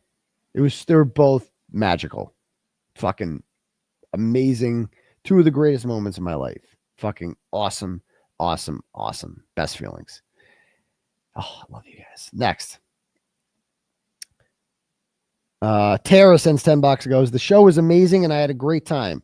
I sat next to the very talented man who created your Bang Bang. That's Voos in your opening song. I loved hearing all about it. It was a nice surprise to meet someone so close to Turtleboy show, especially since I was in the balcony. Hey, shout out to the balcony people. I said that to him up there. I'm like, shout out to the balcony people. Love you people up there. I can't see you at all right now, but I love all you motherfuckers up there. Oh, and that's a good point. That's the other greatest feeling was walking out of court on February 23rd, 2024 also, because I was released from jail. This is from Laura sends $10 goes, I'm from Scotland and I'm what you'd call left-wing USA. Until the Karen retrial, it was an echo chamber. I wouldn't have heard opposing views because I'm like, nope, I know best. Until I discovered you, Turtleboy. We can disagree on all politics and other stuff, but we can discuss it and hear each other out. I might not agree with you on everything, but I defend your right to say it. Well, thank you very much. And Morrissey can suck a fat one. Thank you, Laura. Laurie sends $10 and goes, was your dad proud of you? Yes. Were other family members there too? So happy for you. You deserve it. No, they couldn't. So they're all over the place. It was bad timing. I'm the oldest of 6. I had 2 sisters that were in France. Because one of my sisters is married to a Frenchman. They met in France.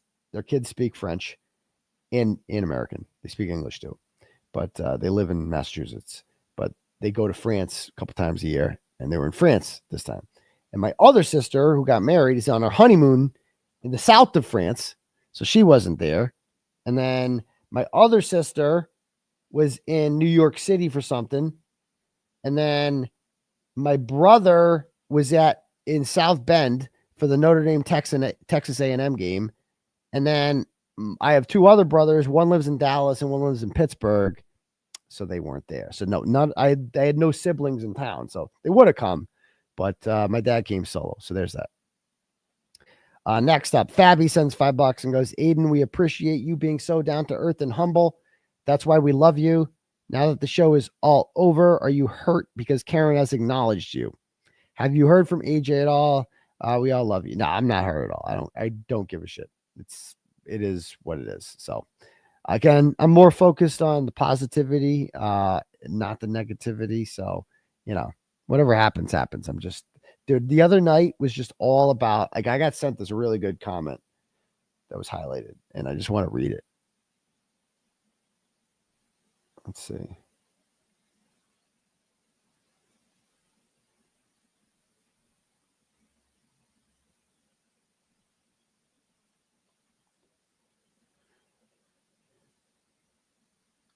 Oh, I didn't respond to this when she sent it to me. So I saw a comment. I don't know if it's on Melanie's channel. She says, it's amazing that you all understand that it's all about you all, not Karen. Your passion for justice, your love for what's right. Even if we have different options, we still want to know your opinion. You all who we watch day after day. You guys are our rock stars. We spend hours together. Of course, we want to shout out in public that we love you, trust you, we believe in you. We don't need Turtleboy and Karen. We need this. I thought that was a comment from Ismail Mendoza 7033 on the Melanie Little channel today. A screenshot of that. Like that was a good way of putting it, because it was just really like a content creator jamboree. That's what it was. Like I'm kind of the headliner, but also I've created, like, I didn't create it, but like I started a movement that led to the creation of all these other channels that also covered the Karen Reed thing in different ways. Like everybody did it in a different way. Glare, he's got the Twitter School of Law and stuff. And just, the keeping it real side of it. Melanie Little covered the motions. She never misses a motion. She goes through the whole thing, analyzes everything. Nurse Kim brought the sass. She was a TikToker at first. Brought a little comedy to it, a little flair. Brought a nursing angle to it. Auntie Deb brought his unique brand of humor to it. Bettero hoard himself out to every channel to help them get views. Mike Crawford. Well, what a nice. Oh, where's Mike? She had a mic there the other night. Maybe he was busy, but he would have been a big hit if he was there. Yeah, he does great interviews, has people on. JFK outside doing his thing with Kevy Kev and James Jackson. So yeah, it was fun. I think that's a good way to put it. Like it would have been very different if she was there. Like I honestly think it was better without. That's not a shot at her. I'm just saying that, like, I think it would have been a completely different thing. You know what I mean? So there's that. Mike was busy. I'm sure Mike 100%. No, Tom CPU is there. Don't forget about Tom CPU. And a lot of people don't like Tom CPU. Not a lot of people, but like there is a little battle going on with the boots on the ground people, but I stay out of it. I tell them that. I'm like, I love all you guys. When Tom comes to me with his issues with them, I'm like, Tom, I'm not getting involved. When they come with me, I say the same thing. I don't want to get involved because I love them all. And they've all been there for me. And that's all I care about. I judge people based on how they treat me. You know what I mean? So I don't do that. Like, it's like Tom CPU, as far as I'm concerned, whatever issues other people have with him for his things that he's done and things that he said, as far as I'm concerned, Tom shows up, no matter how fucking cold it is, to all my hearings, and he documents everything. So I love him for that. Period. End of story. That's what I like about Tom. Okay. I'm not here to judge Tom's personality or judge his behavior or things that he's done or anything like that. I'm just here to judge how he's treated me, and how he's treated me is very good. So, and so is the same with the boots on the ground people, so there's that. Anyway, yeah. And then, somebody did ask me about BLT. That was the one question I didn't like. Somebody asked me about what's up with BLT? I'm like, I don't want to be like that. I'm not doing that whole thing. It's like, I wish the man the best. He's been nothing but good to me, nothing but nice to me. So I have nothing against him whatsoever. But best of luck to BLT moving forward. But no, he was not there. All right, next up. Jen sends $5 and goes, did your dad realize how loved you were by all of us? I think he did. It was hard to miss. She said, I love to see him there. It was great. It was hard to miss for sure. Danielle sends $50 and goes, every single human sang this song. It was incredible. The baddest of badass ways to end the night. We had a little encore on the sidewalk too. It was a mob scene. What an awesome night. You and Jimmy put on a perfectly organized and orchestrated show. So proud of you, and you're just getting started. I can't wait to see what the future holds. Much love. Well, thank you so much, Danielle. Suzanne sends $10 and goes, as I told Richie in October of 23 on the steps of BMC when Krusty took a quaff, you bring great people together. I stand by that. Well, thank you, Suzanne. Mistress Melissa sends $50 and goes, I sent this on Tuesday and you didn't read it. Oh, I'm sorry. Maybe I was too late. I said that LG and KP are somewhere fighting over a Kentucky Klondike bar. What's a Kentucky Klondike bar? Do I need to Google that? Do I even want to know? I don't know. But, they're definitely not friends, I don't think. I mean, they're both so horrible, but you guys voted the right way. I mean, you voted, she's worse. Fake Victim is worse than Krusty. I will fully admit that. Krusty is sick. A sick individual who has an unhealthy obsession with me and is so annoying and just is a pest. And she's just a loser, and is evil. She's also evil and diabolical and all that stuff. But Fake Victim's objectively worse and crazier. And she, unlike Krusty can't use sex as a weapon because you look at her and you're like, it's out of the question. She could never just seduce a guy and whatever, but Fake Victim, she's not hot. Nobody would look at the Fake Victim and be like, oh, she's fucking stunning. Oh yeah. Because a lot of people have said that to me. How did you hook up with her? She's average. I don't know what you call her, but it's some people just have a way to them, it's she makes up for in other ways. It's sorry, I'm only human. I didn't know she was going to fucking put me in jail. My bad. Nobody told me. But anyway, yeah, so she's objectively worse. And, from what I've seen from Jason Broyles, it's bad. So I don't want to get into that though. Next up. Am I proud of all my exes? Yeah, I'm so proud of them. I'm so proud of it. I don't know. Proud? I don't know.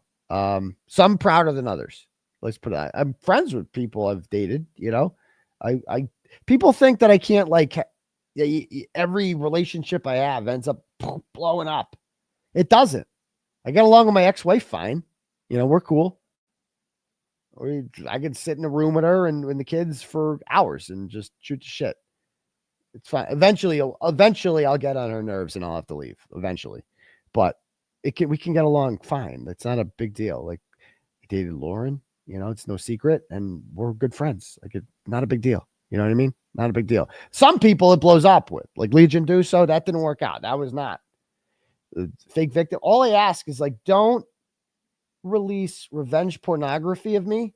That's a big That'll do it. Like, don't send crusty jerk off videos of me. I don't think that's a big request. And I also don't think, like, don't put me in jail either. And like, don't go to Brian Tully and make shit up about me. Don't do that, you know? Oh, you're talking to the haters. Are they proud of their exes? Oh, okay. That makes more sense. That makes more sense. I thought you were asking, like, are you proud of, like, of the way they look? Like, because, you know, a lot of prim looking stargazers in there, you know, not going to lie. It's a nice, pretty, you know? Anyway, back to this. Some prettier than others. Jessica sends $10 and goes, Kelsey was suffering from postpartum depression. Imagine what it's doing now that she's out, that she's still separated from her child. The judge is evil. She was still breastfeeding, dude. Still breastfeeding. Horrible. Asser Fish sends $20 and goes, hearing you say you're going to expose this hyphenated bitch has me grinning and cheering like the Red Sox just pulled off a 4-way trade for Skennis. Oh, I wish. Skubal and Otani. I wish. I didn't really pay attention to this case until I heard the bail revocation, and I am fucking outraged. Absolutely ridiculous. Me too. Asser Fish. Stephanie sends $50 and goes, the show is electric. Any comment on Monica Kearney Grant pleading guilty? Keep it up. Yes, bro. I mean, talk about news dropping on Friday. First, I see Deaver has resigned. Deaver, I got news for you. Deaver resigned 4 weeks ago when she walked into the Jamaica police station and handed in her badge and gun. And then the fucking Howie Carr called up the police department and they lied to him about it. And, you know, because that's what they do. They also, the same police department said they didn't know who Karen Reed was. Don't know who John O'Keefe is. Sure, you don't. So, sorry. I'm like all, you know, congested here, but yeah, she did that 4 weeks ago. I reported on that and I broke that story and the trolls were like, oh no, you were wrong. Yeah, I was right again, motherfucker. Cause they officially announced it now. She's gone. But the other thing, Monica Kearney Grant, you guys don't know about Monica Kearney Grant. Look her up on my website. She won Ratchet Madness, I think in 2021. She's this fat, loud, obnoxious, racist, disgusting chick from Roxbury, just trash, who used the death of George Floyd to enrich herself by making her the de facto face of BLM Boston, and was heralded by like the Globe and all these places as this like civil rights icon. And she was just like, bro, I got to go back and write stuff. I gotta read it. Anyway, so she was, because of my reporting, she was arrested by the feds and charged with all sorts of nonprofit fraud and was facing like 20 years in jail and said she was going to fight it and it's being framed and all this shit. She's fired like a couple sets of lawyers and her trial was scheduled for a couple months from now. And then she's going to plead. She's going to plead guilty. They all do. Because I guarantee her lawyer said they are going to put you in jail for a long time if you don't plea. You are going to jail for a long time. Her husband was also indicted and then got hit by he was riding his motorcycle in Easton and he died. And she has been just attacking the woman who hit him. It was an accident. She's horrible. And then she remarried like less than a year later. Like she sucks. But anyway, she's Monica. She's no longer Monica Kearney Grant. She's Monica. The fuck is her name now? I don't know. She remarried some other douchebag. So, okay. So that's Monica Kearney Grant. That's a whole other soap opera that I could get into. We'll do it another time. Nicole sends $5, goes, JFK definitely got some buns that night. Turtle Riders be riding, LOL, hashtag free our daddy. Well, thank you. Yeah, the ladies like him. Let's just put it that way. Judge Kathleen McCarthy Naiman sends $5 and goes, the Americans with Disability Acts of 1990 can go fuck itself. Yes, I think that's her general sentiment.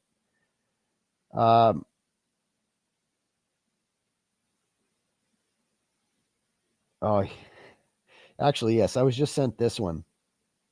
Is this where I protested outside of? Oh, this you got to see this. This would be considered witness intimidation, bro. This is when I fought. This is when I like ran into Antifa. Hold on, Grantifa actually. It was a grandma there. Where'd it go?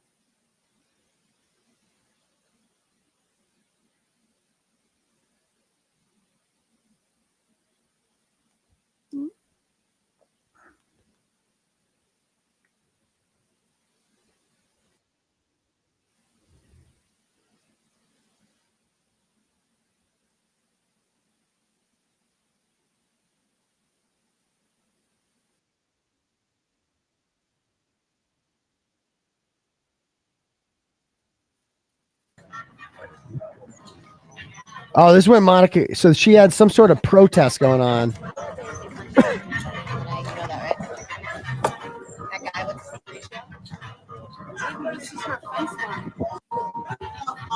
Who the fuck are you? What? No, you're not gonna touch me. Hell, they wouldn't let me near my her. way. Get the fuck out of my way. Who the fuck are you? Who the fuck are you? I wasn't having it. I wasn't having it. Get the fuck out of my way. They like so Grantifa in the Great Wall of Grandma here. They set up like a barrier. They would not let me anywhere near Monica Cannon Grant. This is outside the Boston Police Department. So I'm trying to protest Monica Cannon Grant. This would be witness intimidation if I did to a McAllister. Granny, you're way too old to be Antifa, girl. You are. You're way too You're old. way too old to be Antifa. Antifa doesn't have a retirement plan, Granny. It doesn't. Is this a white nationalist rally? Holy shit. Oh, this. Yes.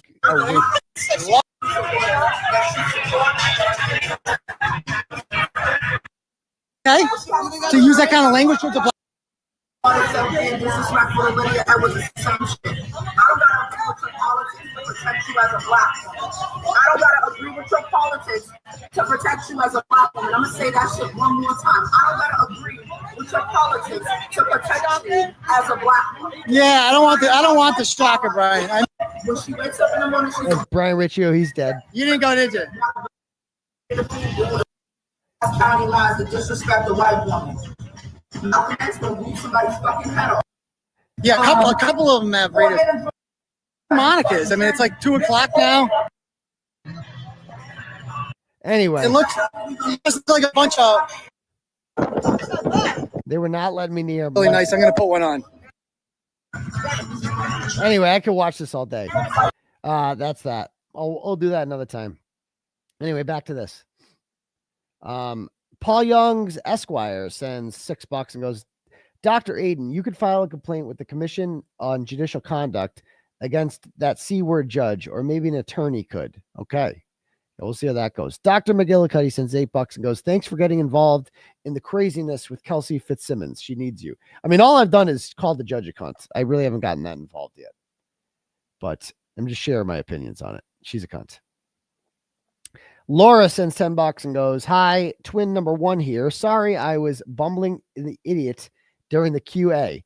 I was so nervous, but the show is epic and you are so much fun to hang out with. Thanks for everything you do. Yes, you weren't being a bumbling idiot. I forget what the question was that you eventually asked. You did eventually ask something. I forget.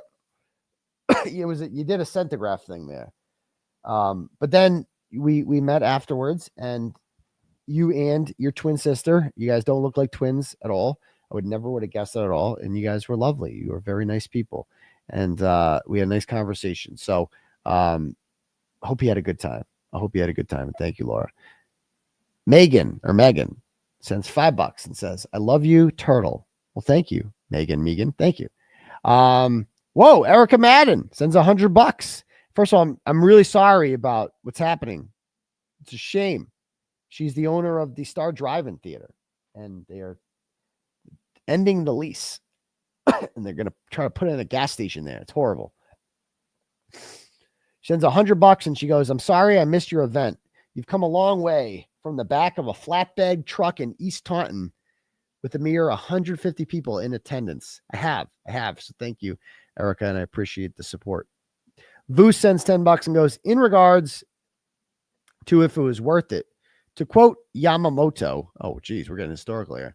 I fear we have awakened a sleeping giant. and filled him with great resolve. Yes, we have. Well, thank you. Okay, Jill sends $10 and sends a centograph and a half, which I will definitely not be reading. So I'm going to read a sentence or two, Jill. You can't do it. You can't write a fucking paragraph.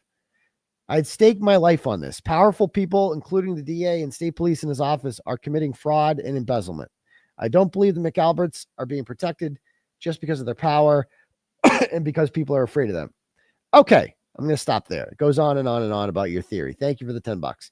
B Turtle sends $10 and goes, sorry, I need more water. Hold on.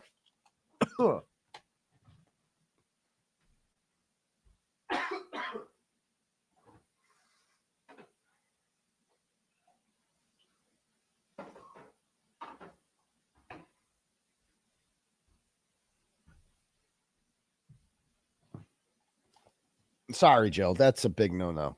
Can't do that. Thank you. Okay. It's like you just gotta spit it out. I just, especially for $10, I'm not gonna do it. Thank you. All right, B Turtle sends $10 and goes, hey, Kaylee, ain't nothing magic about Mike, except he likes them, you fucking pervert, and he'll never get out of the projects. Fuck you, Mike. Okay. Diane sends $25 and goes, the chat rats at Rat House Media love you and will continue to support you. Hopefully someday you will find us like some of our pals found you at the Wilbur. Okay. Whatever that is. Thanks. Danielle sends $10 and goes, the show was amazing. So glad I came up from Connecticut. The energy was electric. Good way of putting it. That's how I felt. Andrea sends $5 and goes, to be clear, I can drive. I just can't be a passenger, which sucked because I was trapped home. Anyway, my question for you, were you at all concerned for your safety with a crowd that large? The Charlie Kirk thing is definitely like, I'd be lying if I never worried about anything like that before. Because I'm like, people talk on the internet and nobody's would ever actually do it. And maybe Charlie Kirk felt that way too, because he just went out in public and obviously didn't have much security. Like anyone could have done that, but like when I saw what happened to him, I'm like, now I'm not Charlie Kirk. He had over 5 million followers on Twitter and a direct line to the president and, was highly influential in conservative politics. And so I'm definitely not on his level. I do very different things than him, obviously, but, I'm hated too by a lot of people. He's hated because of his political opinions. I'm also hated by some because of my political opinions, but I'm more hated by people because of, they just think I'm a dick or they don't like, or I supported like Karen Reed. Like that's what honestly, or I don't like the McAlberts. I don't like people who murdered John O'Keefe or anything like that. So no, for sure. Like, especially watching the videos of him dying, like, dude, that was the most horrific thing I've ever seen. And I watched it. I'm not gonna lie, I watched it and it went right in his fucking right here. Like, and you saw that blood. As soon as you saw that, like, oh, he ain't no way he's living through that. Absolutely not. And wish his family the best. But no, that definitely worried me a little bit. But I also knew that like these people can't afford $100. Like none of them are coming in here. And I know that the Wilbur's got great security. Like no one was going to John Wilkes Booth me in there. Like I was going to be fine. But it does worry you because all you need is that one crazy nut job. I mean, you think he was expecting it to happen in Utah? Maybe if he was going to some college in New York or Massachusetts or something like that, but he wasn't expecting it in Utah. So that's crazy, man. That's crazy. Anyway, so yeah, not to answer your question, not really, but maybe a little, maybe. All right, next.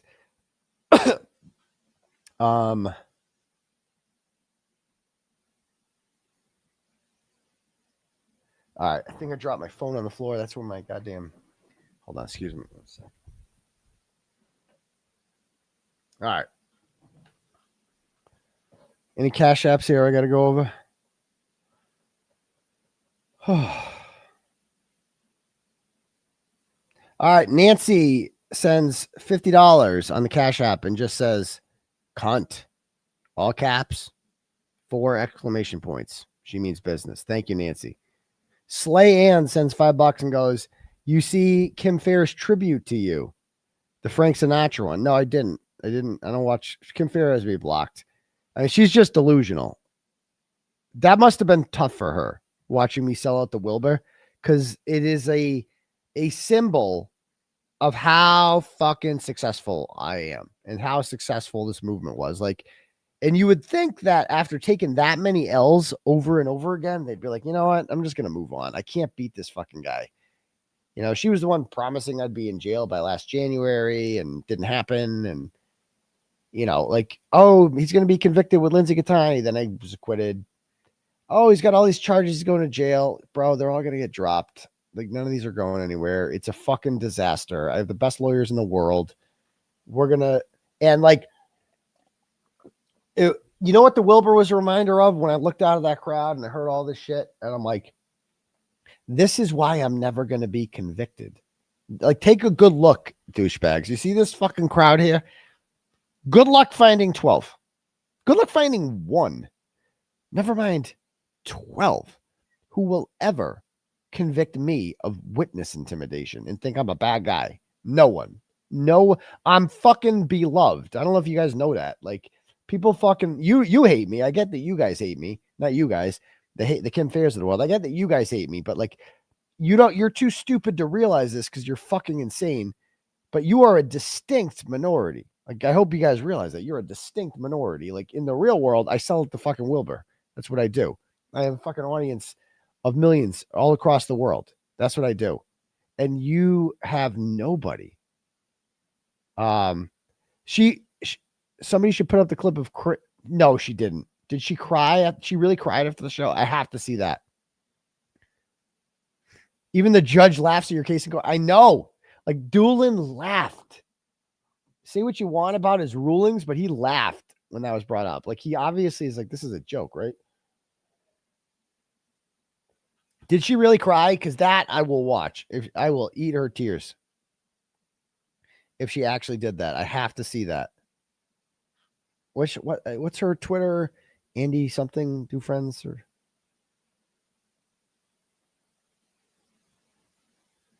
let me bring up my twat.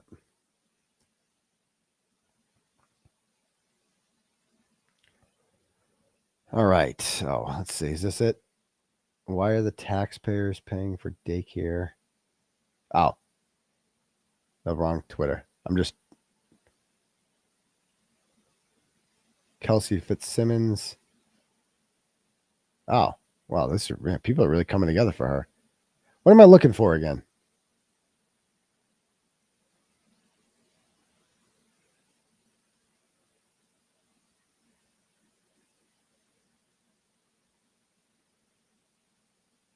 Glamis sues. I certainly hope that Kate is claiming this income on her taxes. Oh. All right. Anyway, what am I looking for? Oh, Kim Fair. Does anybody know what her Twitter handle is? Andy Do Friends. At Andy Do.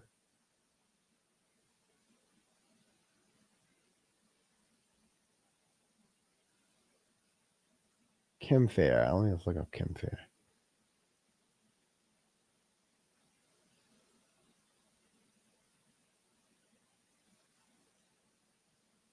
Okay, found her.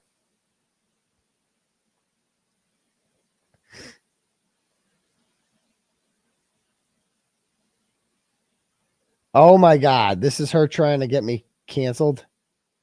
So Phil Rosenthal, he went the day before I did. And she commented on his page. She sent him a message asking him to get me canceled. Oh, this is what she wrote. Dear Mr. Rosenthal, my name is Kimberly. I'm aware that you are performing at the iconic, I'm glad she admits it's iconic, so I'm iconic now, Wilbur Theater on September 10th and 11th. I hope to get some help from you. On September 12th, the night after your second performance, a person named Aidan Kearney is performing on stage. He is extremely controversial right-wing blogger in Massachusetts with a following of supporters that is more like a cult. Kearney makes his living off the exploitation of others. More often than not, these are people he simply disagrees with. His targets are usually everyday good people who murder sometimes, and he either personally disagrees with, he will dox, humiliate, attack, threaten, blah, blah, blah. He'll blog about that person, do a live show. She's really writing this all to some guy. Why is she writing to this guy? He's also straddled the line of being anti-Semitic. He claims he's not, but he made offensive comments. I, as well as many others, have reached out to the Wilbur Theater, as well as its manager, Bill Blumenreich, who, by the way, the guy's the man. He loves me, and I love him. He's great. Pleading with him and he's Jewish, by the way, pleading to rethink his decision to allow Kearney to perform on the historic Wilbur stage. Our requests have gone unanswered, yet they don't give up. So they contacted the Wilbur, and the Wilbur just ignores them. And so then who does she contact?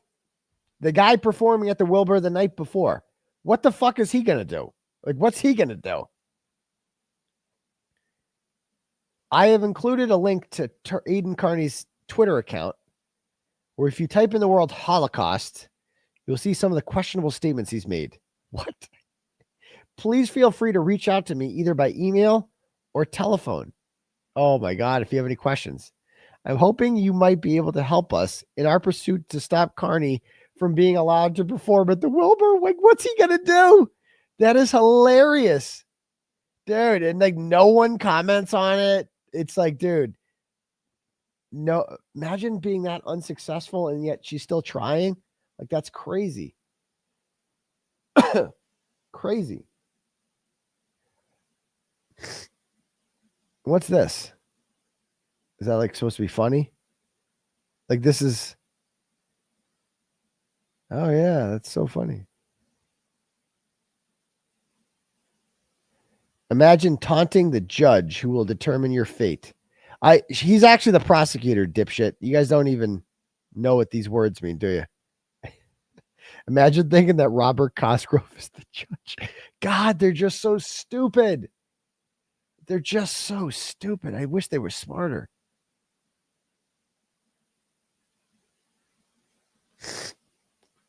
All right.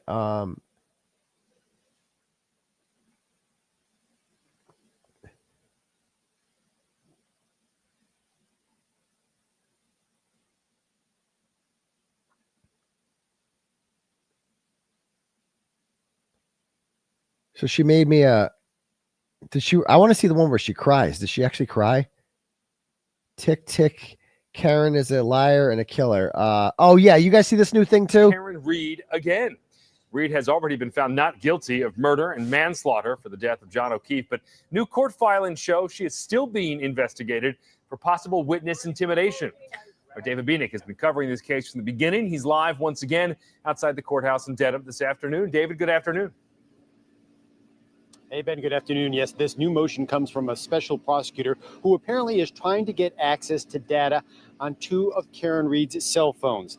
Now, these are phones that were seized by state police 2 years ago, nearly 2 years ago. They were investigating Reed at the time for possible witness intimidation in connection to her murder case and the blogger known as Turtleboy.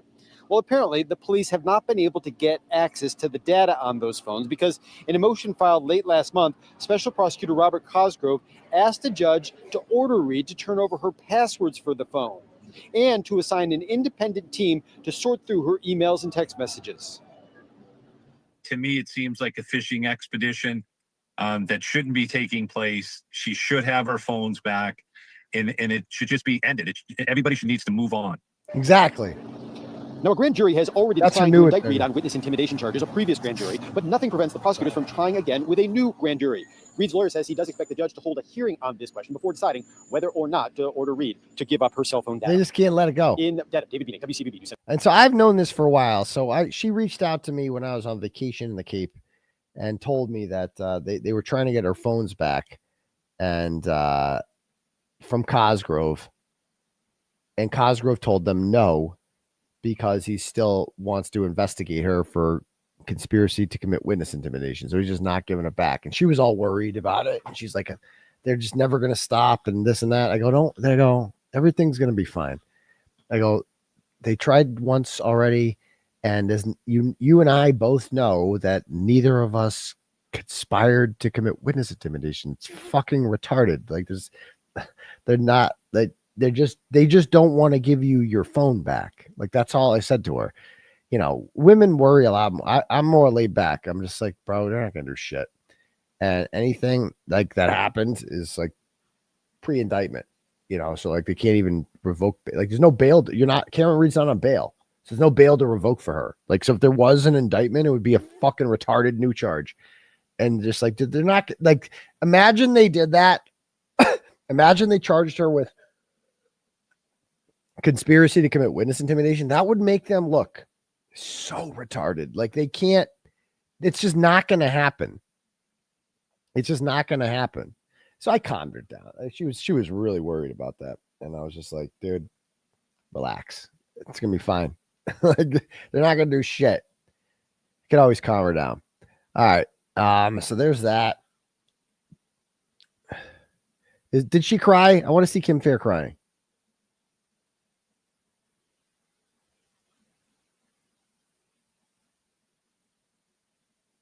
All right.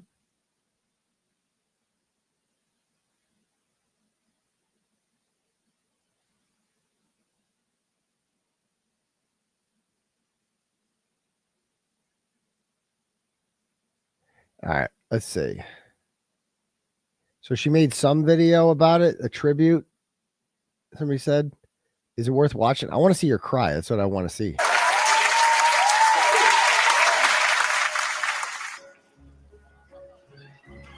And now the end is here, and so I take the final curtain. Is this funny or My something? friend, I'll state my case, of which I'm certain.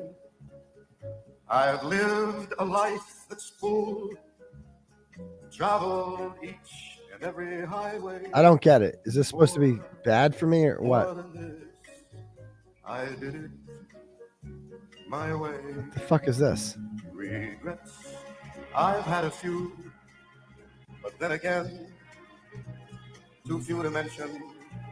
I did, as I saw it through, and of the byway. Trust me. When I say something, just fucking please don't. And with it all through, to think my way. May he have record shows.